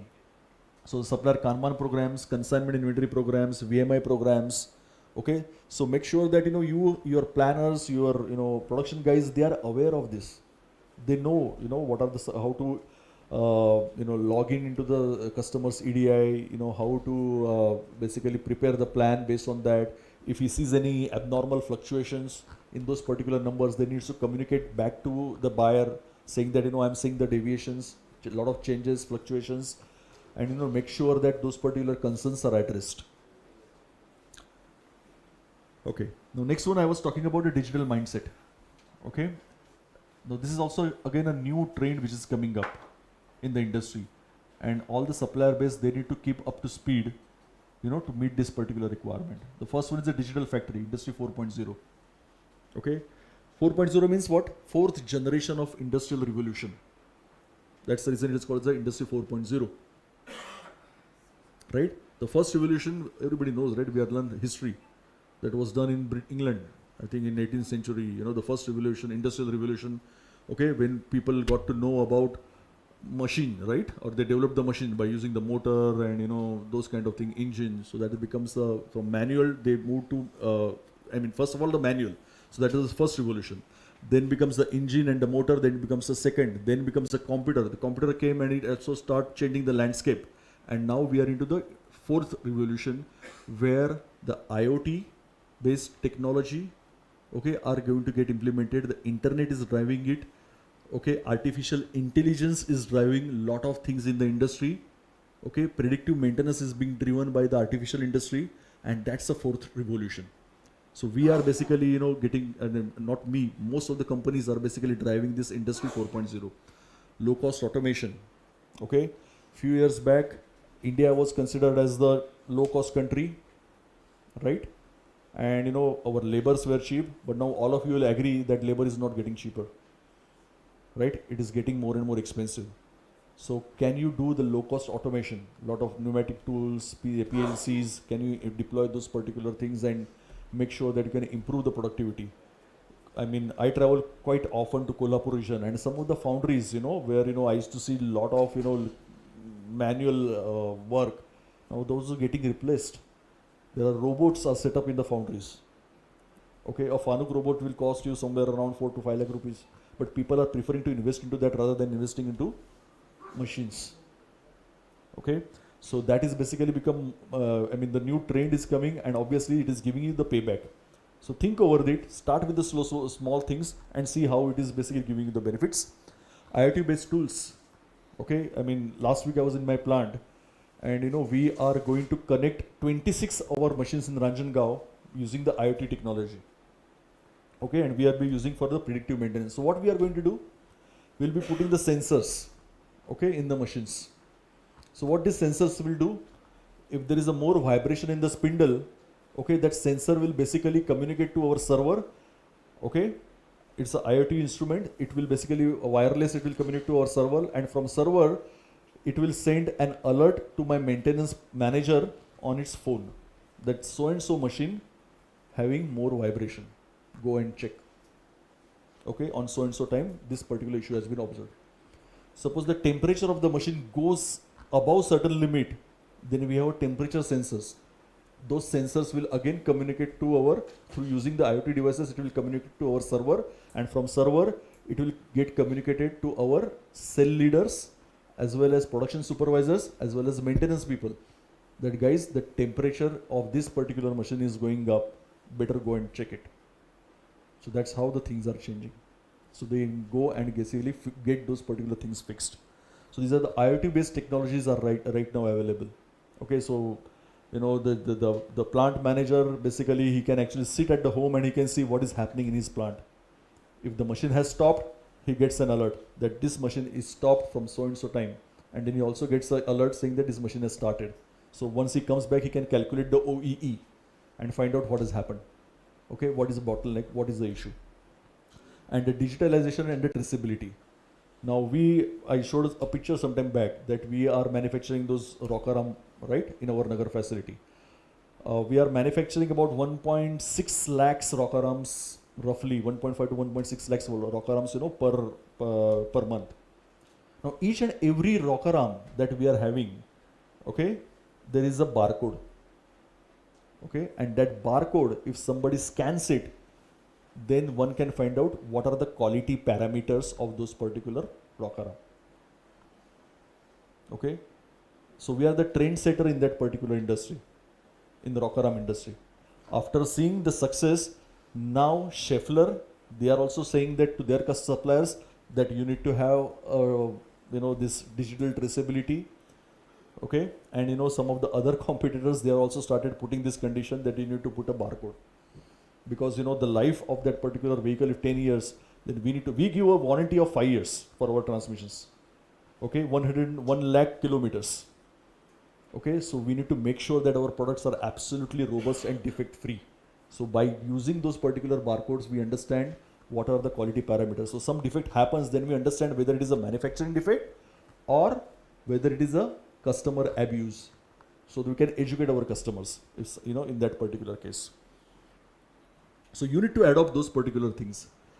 This is again my favorite slide when it comes to MSME, that building the organizational capability, and why it is important, I will tell you. Most of the time when I interact with MSME suppliers, I just see the owner. Obviously he's maybe first generation or second generation, he has started, or his father has started that company, very passionate, very close to those products, technology and the people. But by doing that, they don't actually build an org structure. So the succession becomes a big challenge. So you need to have a good org structure, define roles and responsibilities within the organization. So if you are not there, at least people are there to take care, empower them, to take the decisions and build that particular structure. Otherwise, what will happen? Everything will get stuck up with the owner. So for MSME industry, it is very important. For the big MNC companies, there is no, there is org structure well established. But in most of the MSME industries, it's a single man, one man show that I've observed. So that's the reason I put this particular point. Training, again, very important. Okay, training and development is a part of the culture. It should be the part of the culture. Now, for example, I'm giving in my team, I spend 30 to 45 minutes every week, on knowledge sharing basis. And there is no need, that one needs to prepare for that. If I visit to one particular factory, I just share my observations. Okay, if somebody visits somewhere else, if somebody has learned few things regarding the technology, regarding the processes, regarding the products, okay, they share their, knowledges. What challenges that they face, they share those particular knowledges. But every Friday at 3 o'clock, we meet together and we share our experience and our knowledge. So that is very important. You need to make sure that your people working under you, they are well trained, they are fully aware, and you spend a quality time in educating them. The next one is about the succession. Okay, in most of the things we have seen, I mean some of the cases, not most of the things, some of the cases I have seen, the father starts the business, but the next generations, they are into something else. Okay, the father still works, right? He's 60, 65 years old. Okay, but he doesn't have a good succession plan. Then it gives me a big risk, gives me a jittery that what happens if tomorrow, because of some XYZ reason, that gentleman, is not in a position to run the business. How am I going to run my line? You can see, all the customers, I have a commitment, to deliver those products on time to those particular customers, quality customers. If I miss those particular shipments, then those customers, they will put a heavy penalty on me. So I need to make sure that, my supply chain is feeding me. So the succession planning in supply chain is extremely important. So that is very important for the MSME suppliers, because some of the cases I've seen that the owner, the first generation, they do it, but they don't give that much attention in the succession planning. So with that, the last slide, this is about the sustainability. Okay, couple of weeks back, actually ACMA invited me and I was a speaker, on the sustainability. Okay. How many of you know about this sustainability and the scope 1, scope 2, scope 3 emissions? Again, if you don't know, please do the Google search and find out what is this. This is going to change the supplier selection criteria. This is going to change the way we are working today. Okay, and we have to do it because we have to leave a good legacy for our next generation. Okay, how many of you are aware of this? 1, 2, less than 10 people, 10%. Okay, so I will start, we'll give some, maybe I'll just take a few more minutes. See, it starts in Paris in 1916. Okay, there was a convention, there was a conference on climate change. 16, but started in 15 and 2016 they signed that particular agreement. 195, I think, countries or 196 countries, they have signed that particular agreement, including India. Okay, and their plan is to basically make, the carbon neutral, the world carbon neutral, or their country carbon neutral. So everybody has actually made a plan that how they can become a carbon neutral. Means how much carbon that they are emitting, okay, and how much carbon that they are getting a credit. You have to balance it. I will give you some statistics, very interesting statistics. For every cardboard, 1 kg of cardboard that you are using, okay, to produce that 1 kg of cardboard, 0.94 kg of carbon is emitted in the environment. Okay, for every 1 ton of steel that we are currently making here in India, okay, the steel mill is emitting almost 1.5 to 2 tons of carbon, in the atmosphere. So now it has become our responsibility, supply chain responsibility, that I need to buy the steel which is produced in green steel manufacturing facility. Okay, so there are few companies, these are certified as a green steel. Now what does this green steel means? That if they are producing 1 ton, then their carbon emission should be less than 1 ton. Okay, so we are working with Aarti Steel. Now their carbon emission is almost 800 kilograms per ton, which is a good number. Okay, electronic industry. Okay, again a big emitter of the carbon. So we have to basically work on this. Otherwise, what will happen? We are seeing the climate change and what is happening in the world. Okay, so that's how in this from this particular when all these countries signed. In India, I think our plan is 2070. We want to become a carbon neutral. Eaton wants to become a carbon neutral by 2030. And how we are going to become a carbon neutral? By controlling emissions, scope 1, scope 2 and scope 3 emissions. Now what is scope 1 emission means? Means the products where our plants are actually emitting the carbon. For example, the forklift, if you are using, and if it is emitting the carbon, so that emission is the scope 1. The cars that we are using, okay, the diesel which is basically getting burned in our factory, our Eaton cars, so those are the scope 1 emissions. What is scope 2 emissions? Is basically from where we buy the electricity, right? So that's the reason, we wanted to set up that particular plant of 1.3 megawatt in our Nagar facility in order to reduce this scope 2 emission. And the last but not the least is scope 3 emission. What is scope 3 emission means? I need to make sure that we control the emission in the entire value chain. So I need to make sure my suppliers are also supporting us, okay, to reduce the carbon emission. So this is becoming a new trend. The technology and the demand is getting changed. And why we are doing it?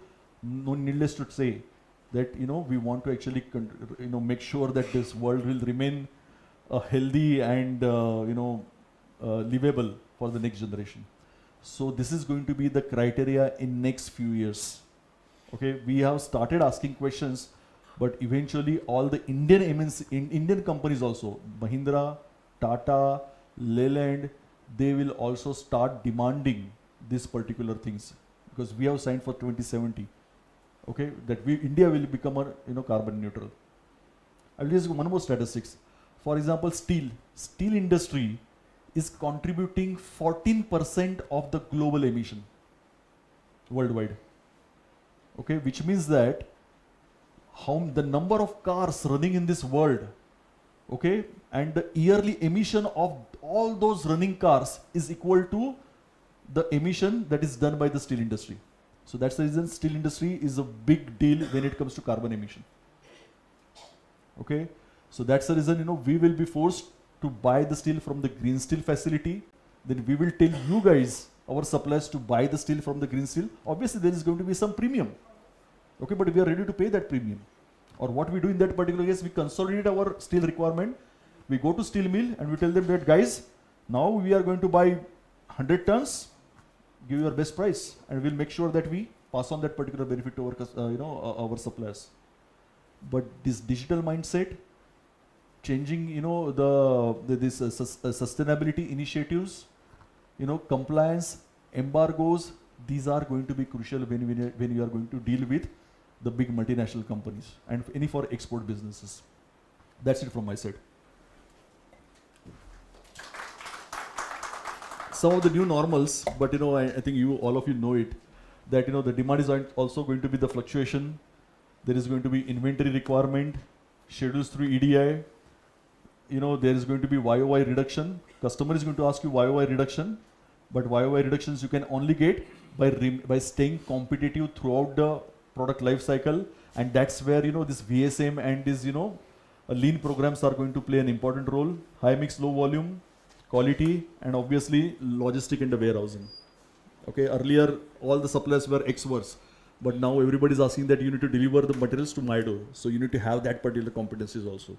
So the customer is becoming more and more demanding, OEM becomes more and more demanding, and then the entire value chain needs to basically adopt those technology on those particular new requirements. So sustainability, should cost, inventory programs, lean manufacturing, digital mindset, industry 4.0, these are going to be the new norms in the industry. So you need to roll up your sleeves, learn these particular things, and make sure that your people, they are also fully aware of this particular technology and these particular requirements. Then I think you will be able to stay in that particular competition and you can differentiate yourself from your peers. Okay? Any questions? I written my contact details and cell number.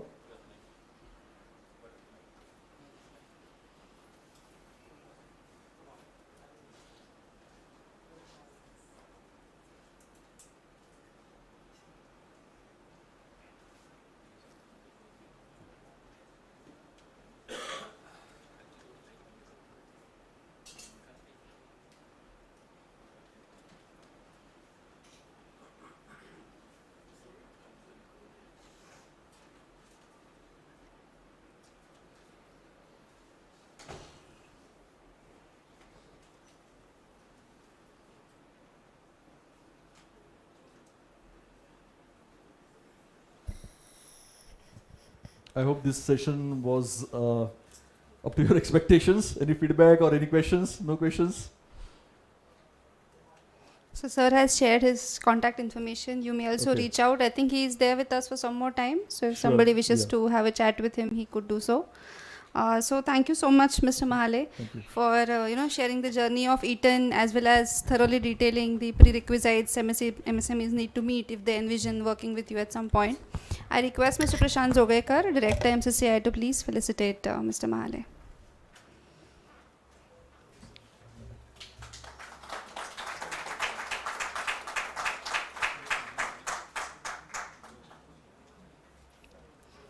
Our next session for today, the final one, is on the government e-marketplace for MSMEs, and the speaker is Mr. Maninder Pal Singh from GEM. Sir, please.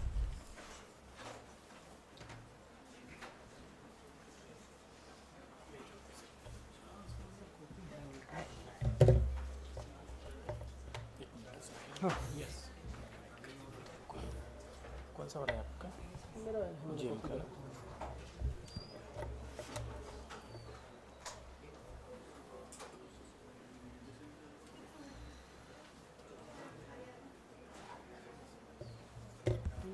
करेंगे ना? Slide changer दे दो। Slide changer दे दीजिए, मैं उससे screen पे दिखाना होगा ना।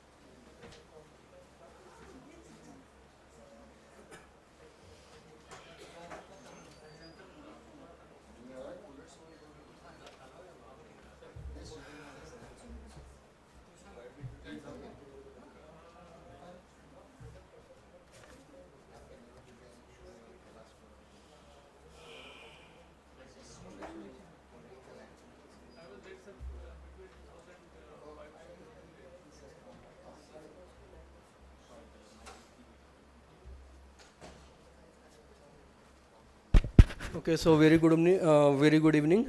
My name is Maninder Pal Singh. I'm trainer and business facilitator in GEM portal.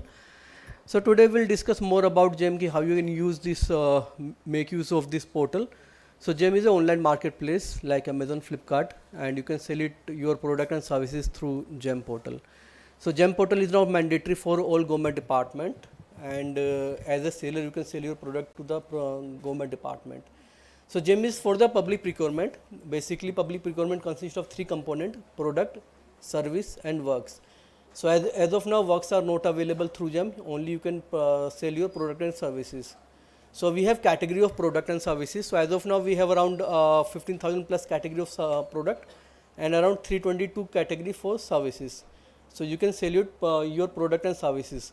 So we have categories. So in GEM portal there are two stages of registration. First is your profile registration and second is your catalog registration. So once you make the registration in the catalog, then only you are allowed to make a participation in tender. So in GEM portal there are two ways to take the order, either through the direct purchase and through tenders. So once you list your catalog, you will be able to get the direct purchase order from all the registered buyer in GEM. And once you registered in GEM, you are also eligible to participate in tender. So I will show you the presentation. This presentation is also listed in our website. Website is gem.gov.in. So once you open that portal, you can explore the portal as well. So this is a basic idea about GEM. GEM is an online marketplace and we started in 9th of August 2016. So we have completed almost 8 years. And in GEM portal we follow GFR rule. So GFR stands for General Financial Rules. So as per GFR rule number 149, procurement of goods and services is now mandatory for government department to purchase. Now there is an amendment in GFR in recently 10th of July. So according to the amendment, now direct purchase limit has now increased up to 50,000. Earlier it was 25,000, but now it is increased up to 50,000. So up to 50,000 of amount, you will be able to get a direct purchase order from any of the government department, and up to 10 lakhs you will get a L1 purchase. So L1 purchase can be done by the department. They will have to make the comparison between 3 different manufacturer, and if you are the L1, you will be able to get the order.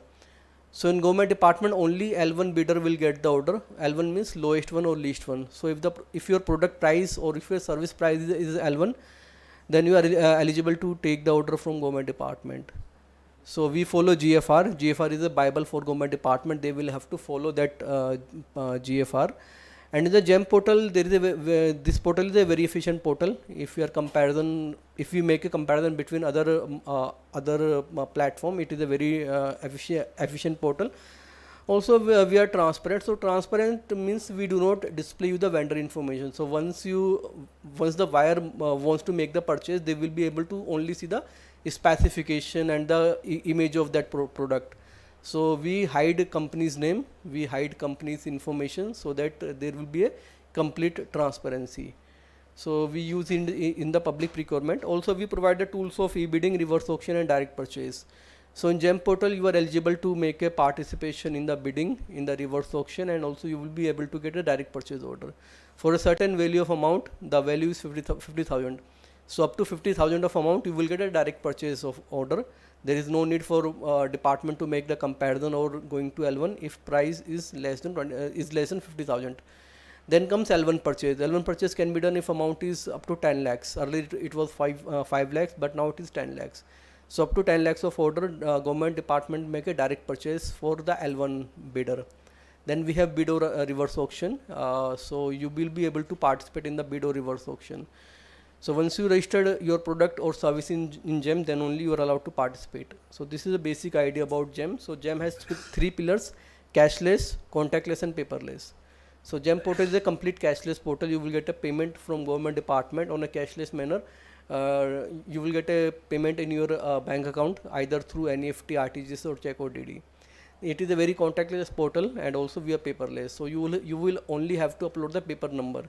Let's suppose I want to make a registration in GEM, so I will have to only mention the paper number like Aadhaar number, PAN number, GST number. So there is no paperwork, no paper upload process is there. So it is a complete paperless portal. So this is a basic idea about GEM. Now we'll talk about the footprint of GEM. So since GFR is mandatory for central government, but for the state government we have made the MOU. So we signed the MOU with 27 states and 8 UTs. So these state ministries are also bound to make the purchase through GEM. So Sikkim ko chhod ke all states are allowed to take the benefit of GEM. They are also purchasing through GEM portal. In the left hand side, these are some industry association like IMA, PhD Chamber, CIA, FICCI, etc. In the right hand side, these are our banking partners. So this banking partner will help for the EMD verification, EPBG verification, GEM pool account and your transaction account. And we have the integration with some ministries like MSME. So once you make the registration in GEM portal, you will have to update your Udyam number. And through Udyam number, we verify your MSME certificate and we verify your type of verification. Like if you are in the if you are in the general MSME, SC, ST MSME or women MSME. And based on this, you will get a benefit of having Udyam number. Then we have the integration with MCA. MCA means Ministry of Corporate Affairs. So once you enter your SIN number, your detail will get validated from MC21 website. So SIN number is mandatory for company or firm. So if you are the proprietorship company, then SIN number is not required. SIN number is only required if your constitution type is firm or company. Then we have the integration with Aadhaar. So once you enter your Aadhaar number, details are get verified by the Aadhaar Ministry, UIDA Ministry. So this is a footprint of GEM across India. Now we'll talk about revenue policy. So we recently changed our revenue policy. Earlier it was above 5 lakhs, but now we have upgraded up to 10 lakhs. So now transaction policy has been updated. So you will have to pay the transaction charges. GEM is completely free for registration. You do not have to pay anything for registration. Also, there is a free of cost for catalog building. If you want to upload any kind of catalog, there is no fees for catalog building. Then we have the charges for revenue policy. So once you get the order of above 10 lakhs, then you will have to pay transaction charges of 0.3% of your order value. Earlier it was 0.5%, but now we have reduced it up to 0.3%. So you will have to pay charges only once you get the order above 10 lakhs. So it is a one-time order. And if you get the order more than 10 lakhs, then there is a flat fees of 3 lakhs rupees. So now we have recently updated our this revenue policy. There is also cost for caution money. So since GEM is completely free, but you have to submit this caution money. So caution money is a kind of security amount. You will have to pay this security to make a registration in GEM. So this security amount is totally refundable. If you want to close your account for any kind of reason, you will get your caution money back. You will have to make a request for caution money refund, and we will refund the caution money. So this caution money is based on your turnover. If your turnover is less than 1 crore, then you will have to pay charges of 5,000 rupees. If your turnover is between 1 crore to 10 crore, it is up to 10,000 rupees. And if your turnover is more than 10 crore, then you will have to pay charges of 25,000 rupees. So this is a one-time fees. This is a security amount, and you will get a refund once you close your account. So this is, and also there are some exemption for this caution money. If you are the SC/ST vendor, if you are the MSME vendor having SC/ST or woman category, then this caution money will be exempted. And if you are the self-help group seller, SHG seller, artisan or weaver, then also this caution money will be exempted. But if you are not in that category, then you will have to pay charges for this caution money. So it is a security amount and totally refundable amount. These are the policy for MSME. I hope you are already aware about this policy, that you will get a total reservation of 25% from all the government department. All government department have to mandatory purchase at least 25% from MSME vendor. Out of this 25%, 4% is for SC/ST and 3% is for women MSCs. You will get a extra benefit of having MSc certificate, like tender fees free of cost. You will get exemption from EMD amount. 358 item will be exclusively reserved for MSCs, and also you will get a purchase preference. If you are not in the L1 position and if you are in the range of 15% of MSc, then you will get a chance of price matching. If you are agreed to match a price with L1, then you will get up to 25% of that particular order. So this is the benefit given by the Ministry of MSME, but it is only applicable to MSCs. It is not for the medium enterprises. It is only for the micro small enterprises. This is the EMD exemptions clause as per GEM. If you are the MSME vendor for that particular product, then you will get an exemption from EMD submission. So EMD is the amount charges by the government department. So it is like a security amount. So once you are participating in any kind of tender, then this caution money may be asked by the this EMD amount may be asked by the buyer. And if you are in that category, you will get the exemption in EMD amount. So EMD means earnest money deposit. So if you are in the MSME category, MSc category, then you will get a exemption. You may no need to submit EMD amount. If you are the startup recognized by DIPP department, if you are from the KVIC, Akash, WDO, Corbot, Trifed and Kendriya Bhandar, then also you will be exemption from EMD amount. If you are the vendor assist vendor, then also you will get a exemption in the vendor assist in the EMD submission. If your turnover is more than 500 crore, then also you are get exemption. If you are having BIS license, CML number, then also you will get the exemption in EMD amount submission. It is as per GEM GTC. This clause will be available in GEM GTC. You can go to the GEM GTC to know more about EMD and EMD submissions.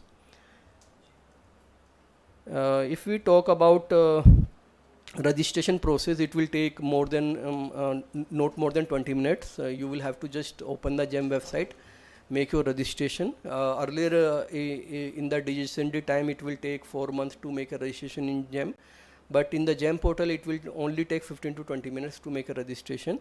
Once you upload the product, it will get approved within 48 to 96 hours, and the buyer will have to make the search for your product. They can search for the specific product.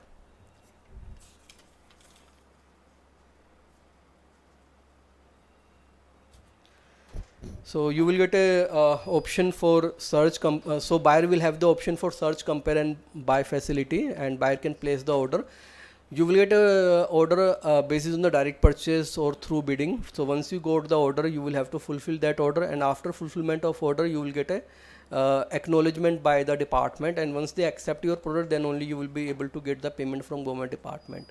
So as per GEM GTC, as per GEM terms and conditions, you will get a payment only after acceptance of goods. So it is not as per Flipkart or Amazon, like you will get a cash on delivery or advance payment. You will get a payment once you accept once the buyer accept your product. So within 10 days of acceptance, you will get a order payment from your government department. So this is a life cycle for registration in GEM. Okay, so now this is a very important point of vendor assessment. So this vendor assessment is mandatory for manufacturer. If you are a manufacturer entity, then this vendor assessment is mandatory for you. And after having this vendor assessment done, you will get a VA tag for your product. So like if we get in the Flipkart Assured or Amazon Prime, in a similar way, you will get a tag in your product as a VA. VA means you will get a vendor assessed. And after having this vendor assessed, you will get a benefit for EMD submission. You are not mandate to submit EMD if you are the vendor assessed.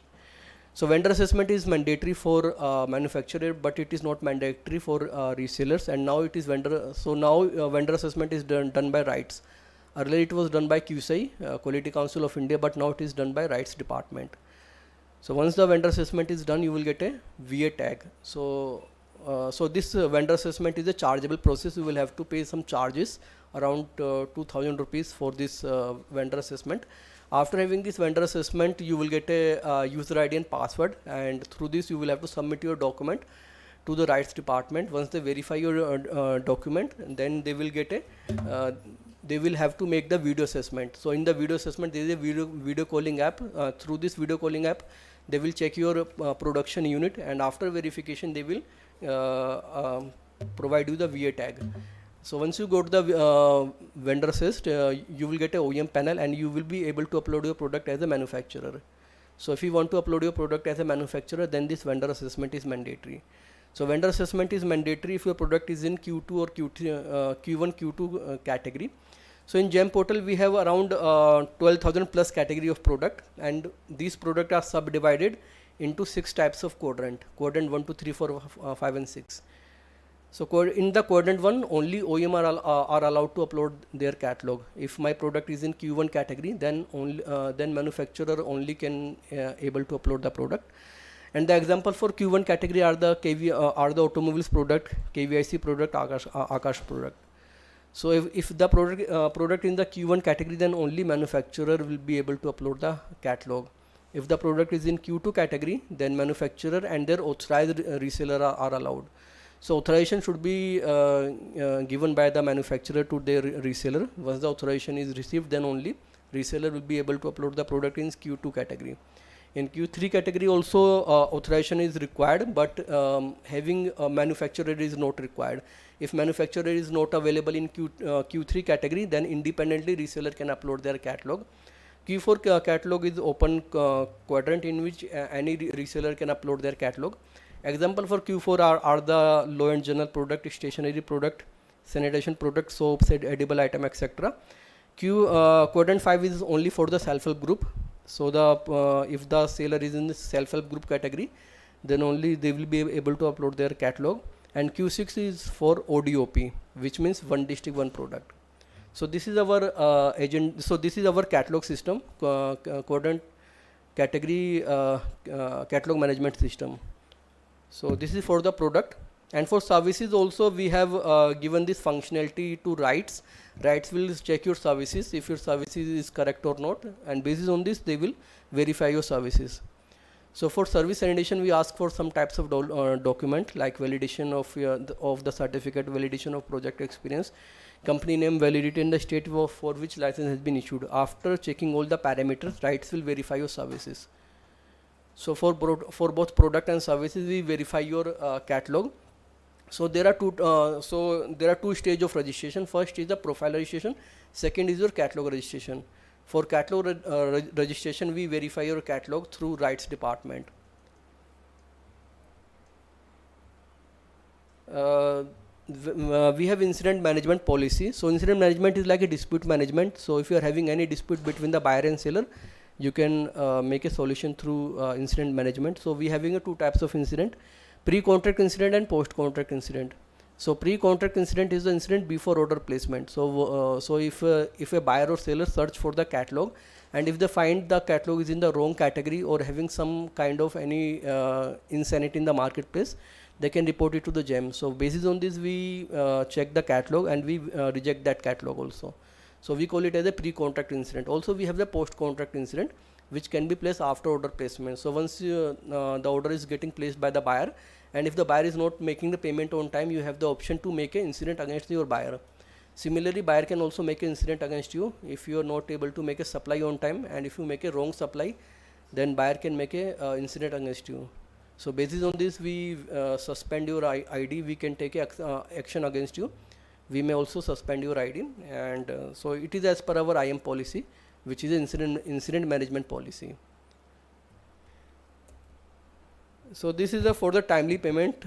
For timely payment, we have our general terms and condition that after acceptance of goods, payment is to be made up to 10 days, within 10 days. For this, we have now make a provision of automated PRC and automatic CRAC.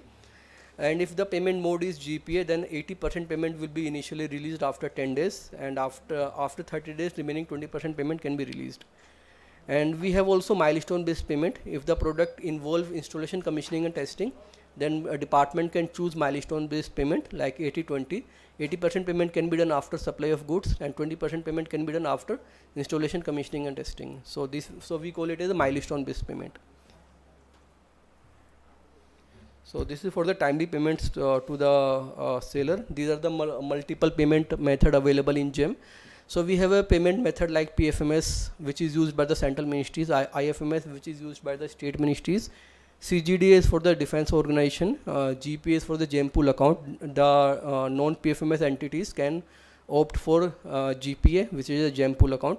Railway have their own payment system, called it is a iPass. Internet banking is for the SBI MOPS, ERP with the separate different CPSCs.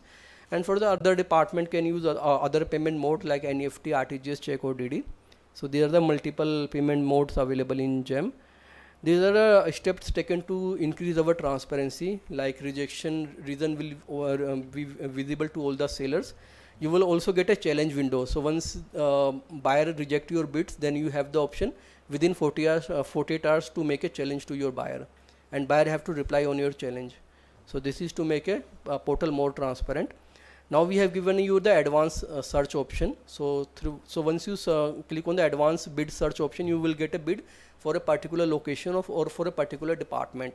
So advanced search option is also available, and we have our ATCs where you can go through the additional terms and condition library. These are different modes of bid participation. We have catalog based bidding. So catalog based bidding is that if the catalog is already available, then you can participate on the particular catalog. If it is a custom bidding, you can participate in the custom biddings. But now we have cancelled custom bid and BOQ bid for state ministries. If the department is in the state, then they are not allowed to make a custom bid and BOQ based bidding. Not clear, sir. Last point not clear. So custom bidding is a kind of bidding which can buyer make if the category is not available. But this functionality is only applicable for central ministry or defense or PSU, but it is not for the state ministry. So the Maharashtra department will not be able to make a custom bid if they are in the state ministries. But the ministries who are in the central, they can make a custom bid or BOQ based bidding. So in the custom bidding, buyer will have to make their own catalog. and basis on this catalog you will have to make a product in the universal category, and basis on this you can participate in the custom bidding. So there are three kinds of bidding: custom category based bidding, custom bidding, and BOQ bidding. So custom bidding and BOQ based bidding is stopped for state department. It is only applicable for central ministries. So we have multiple modes of learning. As of now, the complete training is not be feasible because we have limited time. So we have classroom sessions. So you can join our classroom sessions through webinar. We regularly conduct our webinars. Anybody can join the webinars. Webinars will be free of cost. Anybody can join. So you can go to the training calendar through GEM portal, and you can see the old training calendar for the buyer, for both buyer and seller. We have YouTube channel where all training modules are available. We have also launched LMS, which is a learning management system, and you can go to the LMS to get all the training content. We have training module available in the PPT format as well as in the video format. This is a support channel. We have our FAQs, frequently asked question. You can mail to the help desk for any kind of technical or operational issue. You can mail to the help desk. We have live chat option available in the GEM portal, where you can make a live chat to our executive. And this is our helpline number available from Monday to Saturday, 8 AM to 8 PM. We have also Ask Jamie. Ask Jamie is a chatbot where you can write your questions and you can get the answer from this Jamie chatbot. And these are all social media handles. You can connect us through Facebook, Twitter, LinkedIn, and QApp. So this is for the basic idea about GEM, how this GEM work. I will show you the registration process if you are interested. If you are already registered in GEM, then you may skip this step. So in the GEM portal, these are the prerequisites for registration for primary user and for secondary user. So creation of secondary user is not mandatory. Creation of primary user is only mandate. So primary user is your company's director or CEO. They can nominate a secondary user, and secondary user can make the catalog participation or bid participation. So you can assign the role to your secondary user, but creation of secondary user is not mandatory. So for primary user registration, Aadhaar number is required. If you are using Aadhaar number for registration, then Aadhaar link mobile number is required for registration. If you are using personal PAN number for registration, then any PAN number, then any mobile number can work for OTP purposes. You will have to process your document as per your constitution type. If your constitution type is proprietorship, then you will have to mention your personal PAN number. If your constitution type is company or firm, then you will have to mention your SIN number. If you are the startup, then you will have to mention your DIPP number. If you are the MSME, then you will have to mention your Udyam number and ITR detail to complete your profile. And you will have to mention your address detail. Based on the address, we verify your registered address, and bank account detail is mandatory. So this is a prerequisite for registration. For registration, you will have to open GEM portal. You will have to open the GEM website, gem.gov.in. Then there will be two options available: login and sign up. If your account is already created, then you can simply log in into your account. If account is not created yet, then you will have to click on sign up and choose seller or service provider. So once you click on this option, then these are the three information: prerequisite, terms and condition, and registration. So first you will have to choose your business or organization type. So business or organization type can be the proprietorship, firm, company, trust society, central government or state government. So you will have to choose accordingly. Then you will have to check all the terms and conditions. Then final stage is registration. So registration can be done either by the Aadhaar number or personal PAN number. If you are using Aadhaar number for registration, then you will have to mention your Aadhaar number and Aadhaar linked mobile number. So once you click on verify Aadhaar, OTP will come and you will have to verify it through OTP. After OTP verification, you will get your first name and last name. So once you verify your first name and last name, then you will have to mention your email ID. So you will have to mention the email ID and verify the email. For verification, a OTP will come and you will have to verify it through OTP. So once you verify the email, then last step is user credential. You will have to mention your login credential. So this will be the login ID, this will be the user ID. You will have to mention the user ID. User ID is a one-time activity. You cannot change your user ID later on, but you can change your password. You can change your password anytime, but your user ID will remain the same. So you will have to mention the user ID, password, and confirm the password, and click on create account. So once you click on the create account, your account will be successfully created. So this is how you can make a registration in GEM. So once you make the registration, then you will have to complete your profile. So for profile completion, you will have to update all the information of your company.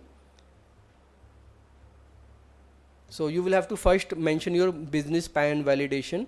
So business PAN validation is as per your constitution type. If your constitution type is company, then you will have to mention your company's PAN number. If your constitution type is proprietorship, then you will have to mention your personal PAN number. Then you will have to give the additional detail. In the additional detail, you will have to mention whether you are the startup, whether you are the MSME or not, and if you want to participate in bid or not. So once you complete all the information, then there is the option for business detail. In the business detail, you will have to mention your office location. So this is the address where you will have to mention the address, and you can mention multiple addresses like billing address, manufacturing address, service center address, or go down address. So you will have to mention the address for your company. Then you will have to mention your GST number. So once you mention the GST number, and then you will have to make the click on the save button. So GST is not mandatory, but if you do not have the GST, then you will not be able to receive the order above 20 lakhs.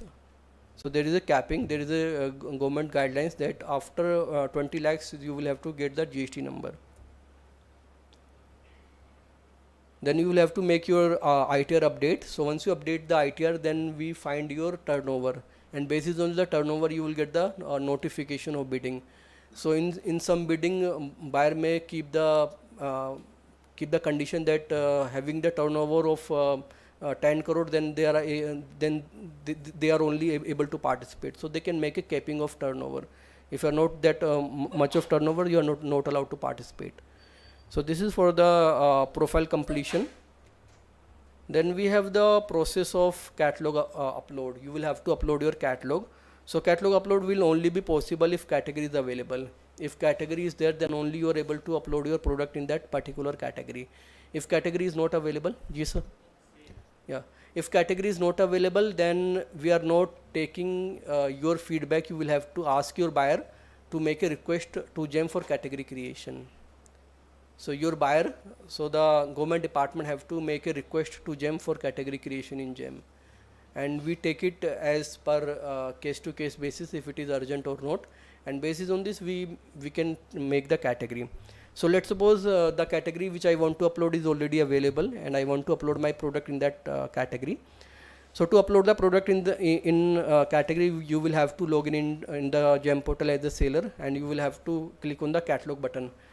So once you click on the catalog, two options will be available: product and services. So you will have to click on the product. Then again 3 options will be there: add new offering, search my offering, and view all categories. So you will have to click on add new offering. So once you click on the add new offering, this is the trail where you will have to mention your product specification. First is the general information, then there is a catalog information. Third is the offering quantity and price. Fourth is the product specification, and fifth is the upload image. So once you fill all the detail, then only you will be able to upload your product in GEM. So first you will have to search for the category. So let's suppose I want to search for the category. For search of category, you will have the option for search bar. You can search your catalog in this search bar. Let's suppose I want to sell this cricket ball. So once I search for this category, I can see this category is already listed in GEM. I can choose this product, and once we choose this product, automatically we can get L1, L2, L3 and L4. So L1 is the sport category, L2 is field and court sport equipment, L3 is field sport equipment, and 4th is the cricket ball. So system will automatically deduct L1, L2, L3 and L4. So we can see this is a product category. We can see this is a cricket ball. Then we will have to choose our brand. So if the brand is already listed, we can choose this brand. If brand is not listed, we can raise a request for brand addition. So for brand addition, you will either have the trademark certificate, either you will have the trademark registration, or you can give the information on your company's letterhead. So based on this, we verify if you are the original manufacturer of that product or not. If yes, we can verify your brand. So once we choose the brand, then we will have to fill other information and click on submit. After submission, if the product is already listed, you can pair this catalog. If the product is not available, you can click on proceed with new item. So once you click on the proceed with the new item, then there is the option for catalog information. So in this catalog information, you will have to mention your model, product name, product description, video URL, etc. and click on save. Then there is the option for offering quantity and price. In the offering quantity and price, you will have to choose whether you want to sell this product as a manufacturer or as a reseller. If you want to sell this product as a manufacturer, then then you will have to make the vendor assessment first. Then only you will be able to upload your product as a manufacturer. Let's suppose I want to sell this product as a reseller. Then I will have to mention the authorization number, authorization agency, authorization date, etc. And if you want to sell this product as a OEM, then you will have to mention your country of origin. So this option of country of origin is now mandatory. After COVID, it is mandatory for all online platform. Then they will have to declare the country of origin information. And also you will have to declare the local content. How many local content is there in this product? So you will have to declare the local content also. So if the OEM is available, then OEM have to declare this information. If OEM is not available in GEM, then reseller have to give this information of country of origin and make in India content. Then you will have to mention the location for sale, in which location you want to sell this product, and also you will have to mention the MRP. So MRP, and then after MRP you will have to give at least 10% of discount in the offer price. And in the offer price, you will have to include all the charges like GST, loading, unloading. All charges will be included in this offer price. You will not be allowed to add anything after this offer price. Then there is the additional discount. So it is not mandatory to give the additional discount. You can leave this blank as additional discount. Then there is a delivery location. So you will have to mention the delivery location. You can choose zone wise, state wise, or district wise. So you will have to choose a location for sell.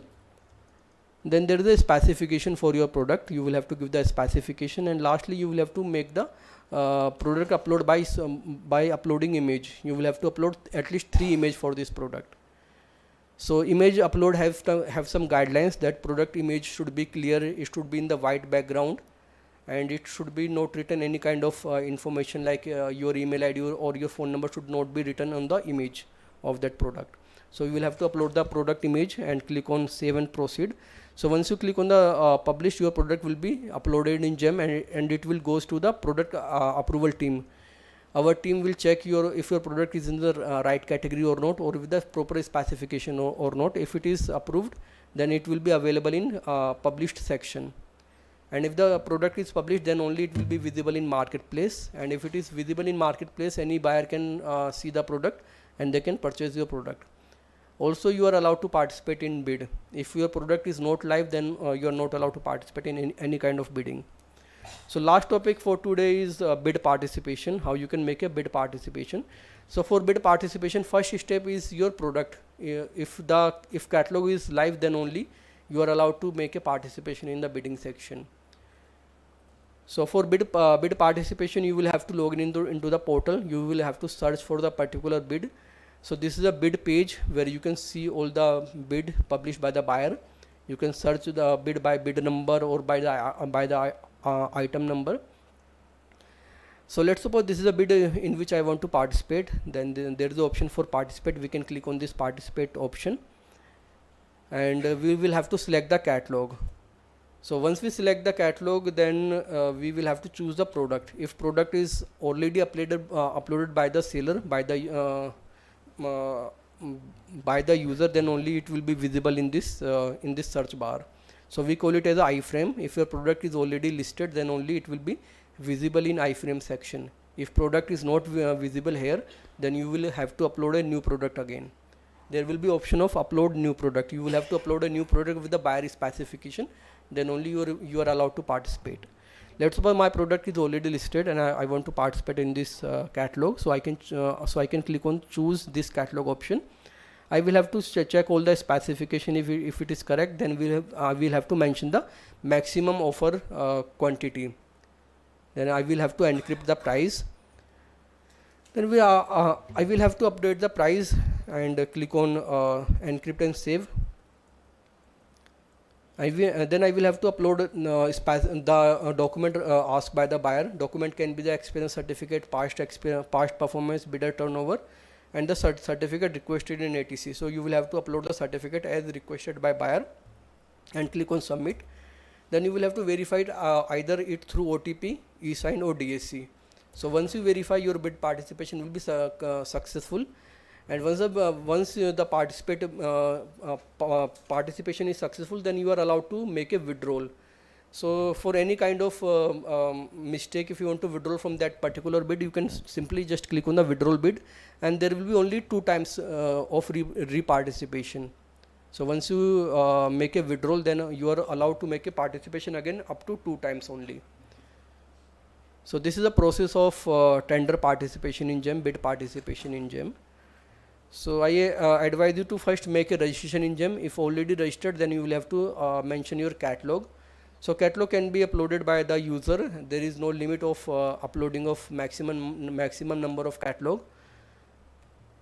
And I would also like to go through the GEM portal.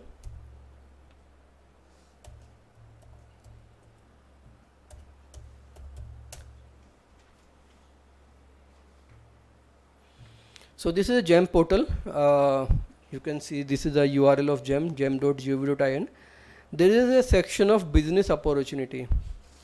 I want to highlight this option, business opportunity.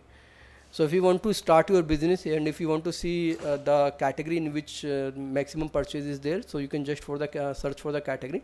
Let's suppose in the smartphone category, there are 5 sellers available in this category. 2 OEM are there.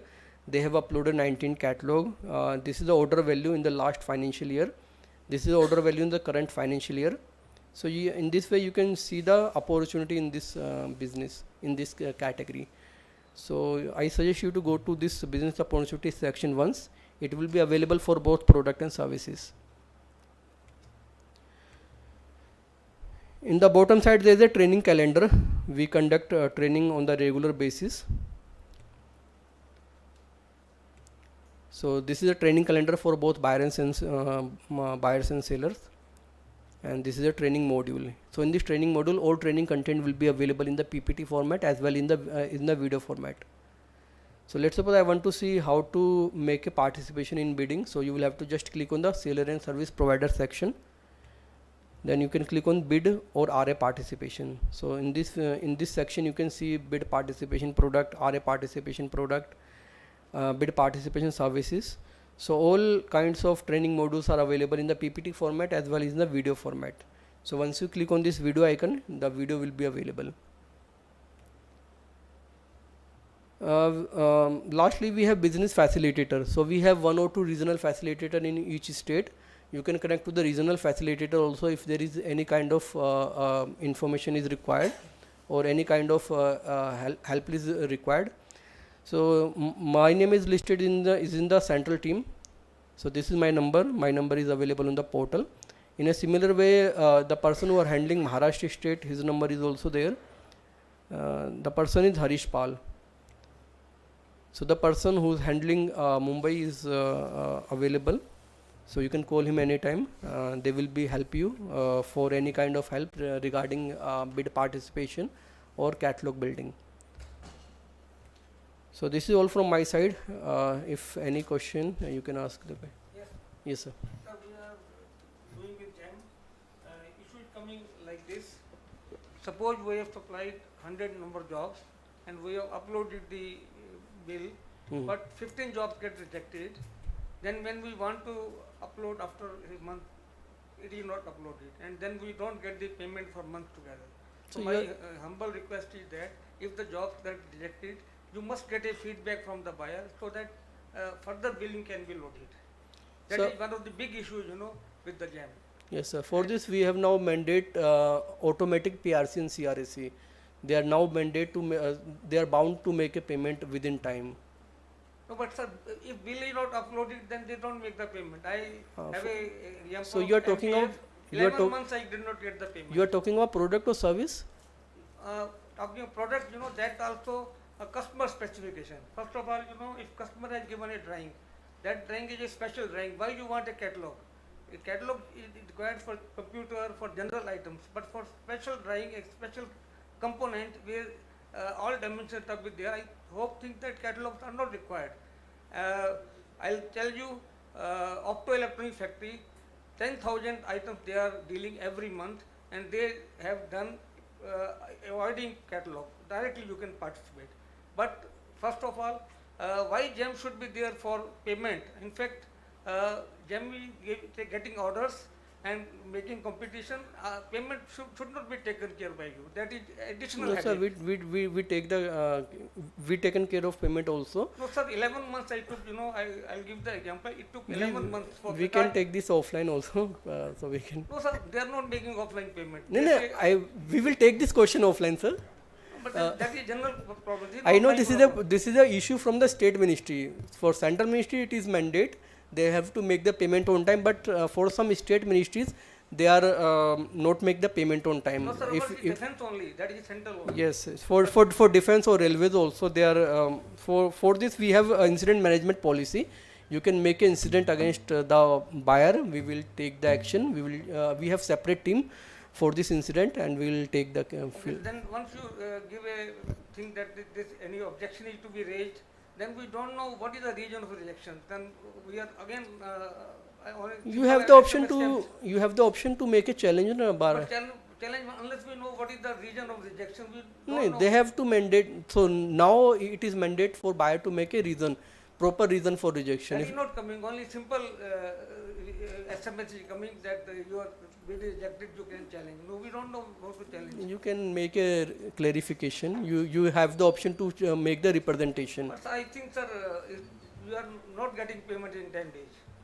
No, sir. Payment is to be made within 10 days. If we talking about the central ministry, for defense or the state ministry, they have some issues in their payment system. For this, we have mapped their CGDA. So for defense organization, the payment is to be made by that CGDA department. So now we have make the configuration with their CGDA. After that, this issue should be minimal. Sir, for RA also, for 20,000 rupees job, GCF will be having RA. For 2 So it days, it is up to department. Any value They RA can make a reverse auction for any amount. They can also make a RA for 1 rupees also. So- time wasting thing. I know it is a time wasting, but it is as per the department. If their requirement is to make a RA only, they can choose RA also. So it is not from GEM side that this amount of amount should be in the RA or direct purchase. Department are free to make a reverse auction for any kind of amount. But sir, you have to do something for reloading the bill. If job gets rejected, message will come to you and you should be able to upload the bill. That is not happening. So you're talking about catalog or No. 100 job is supplied, 15 got we rejected. can take this question offline. That is general, sir. I know it is a general question, but That feedback is not coming to you. You should open that thing, catalog, bill counting. If a job rejected, that information should come to you, and then we can upload the bill. So that link is missing. maybe it is in the services you are talking about. No, It is in product. product. For different product, there is a automatic CRAC. That is not happening. We can check. Mr. Mohendra, we'll take this offline with the speaker. If there are some other questions, we'll take them up. You have mentioned one district, one product. Yes, sir. That was not feasible. That policy has been changed. Because one district, one product means that there are n number of products. Okay. If entrepreneur has got liberty to select this supply A, B, C, X, Y, Z products, then the government cannot restrict that there must be only one district, one product. So that was not So feasible. this is an Policy has initiative. been changed now. Initiative taken by the department. So we have implemented that category, but it is in the discussion stage. Many of the categories does not have any catalog. So we are waiting for the directive from government. Then only we will revamp this ODOP. I am industry consultant for industrial projects. One district, one product, that was not feasible. Sir, we are not implementing we are not the authority for ODOP. ODOP is done by the separate ministry. We only onboarded the product. Yeah, I know.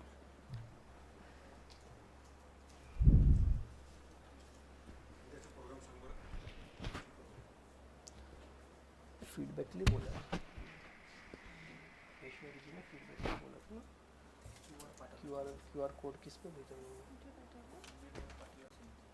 QR code किस पे sir मेरे ID पे भेजेंगे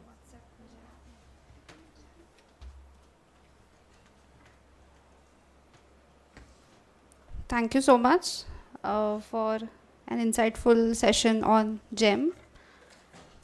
Our team is arranging for a to receive a feedback from all of you. Just give me 1 second, please.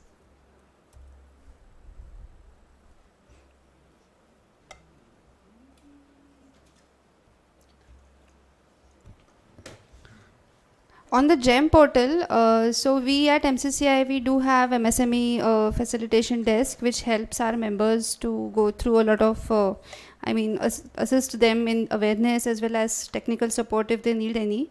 So if any one of you requires any assistance, please feel free to reach out to us.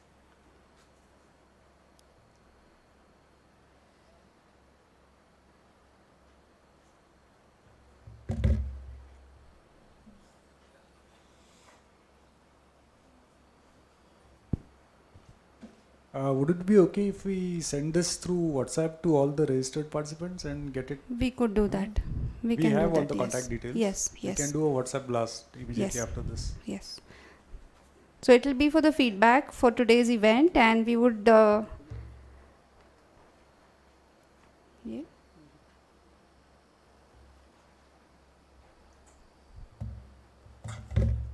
So it's even there on the screen. So if you could simply just scan and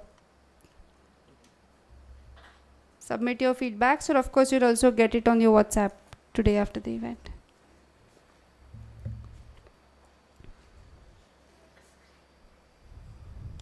So while that loads, thank you so much everyone for joining for the day 1 today. We have the day 2, which is equally interesting and exciting, happening tomorrow, which will focus on the defense, space, technology collaborations, and we have certain iconic speakers joining us. So do visit tomorrow 10 o'clock. Also the exhibition would be there tomorrow. It's okay, we would like to felicitate you, please. So end of the day, we will not waste time on the tech issues right now. I request Prashant sir to please felicitate the speaker.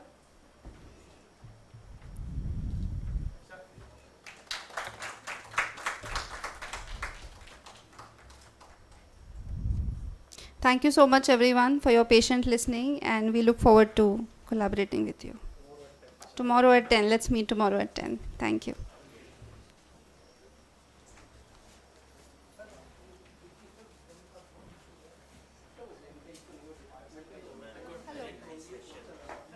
Oh, we are glad.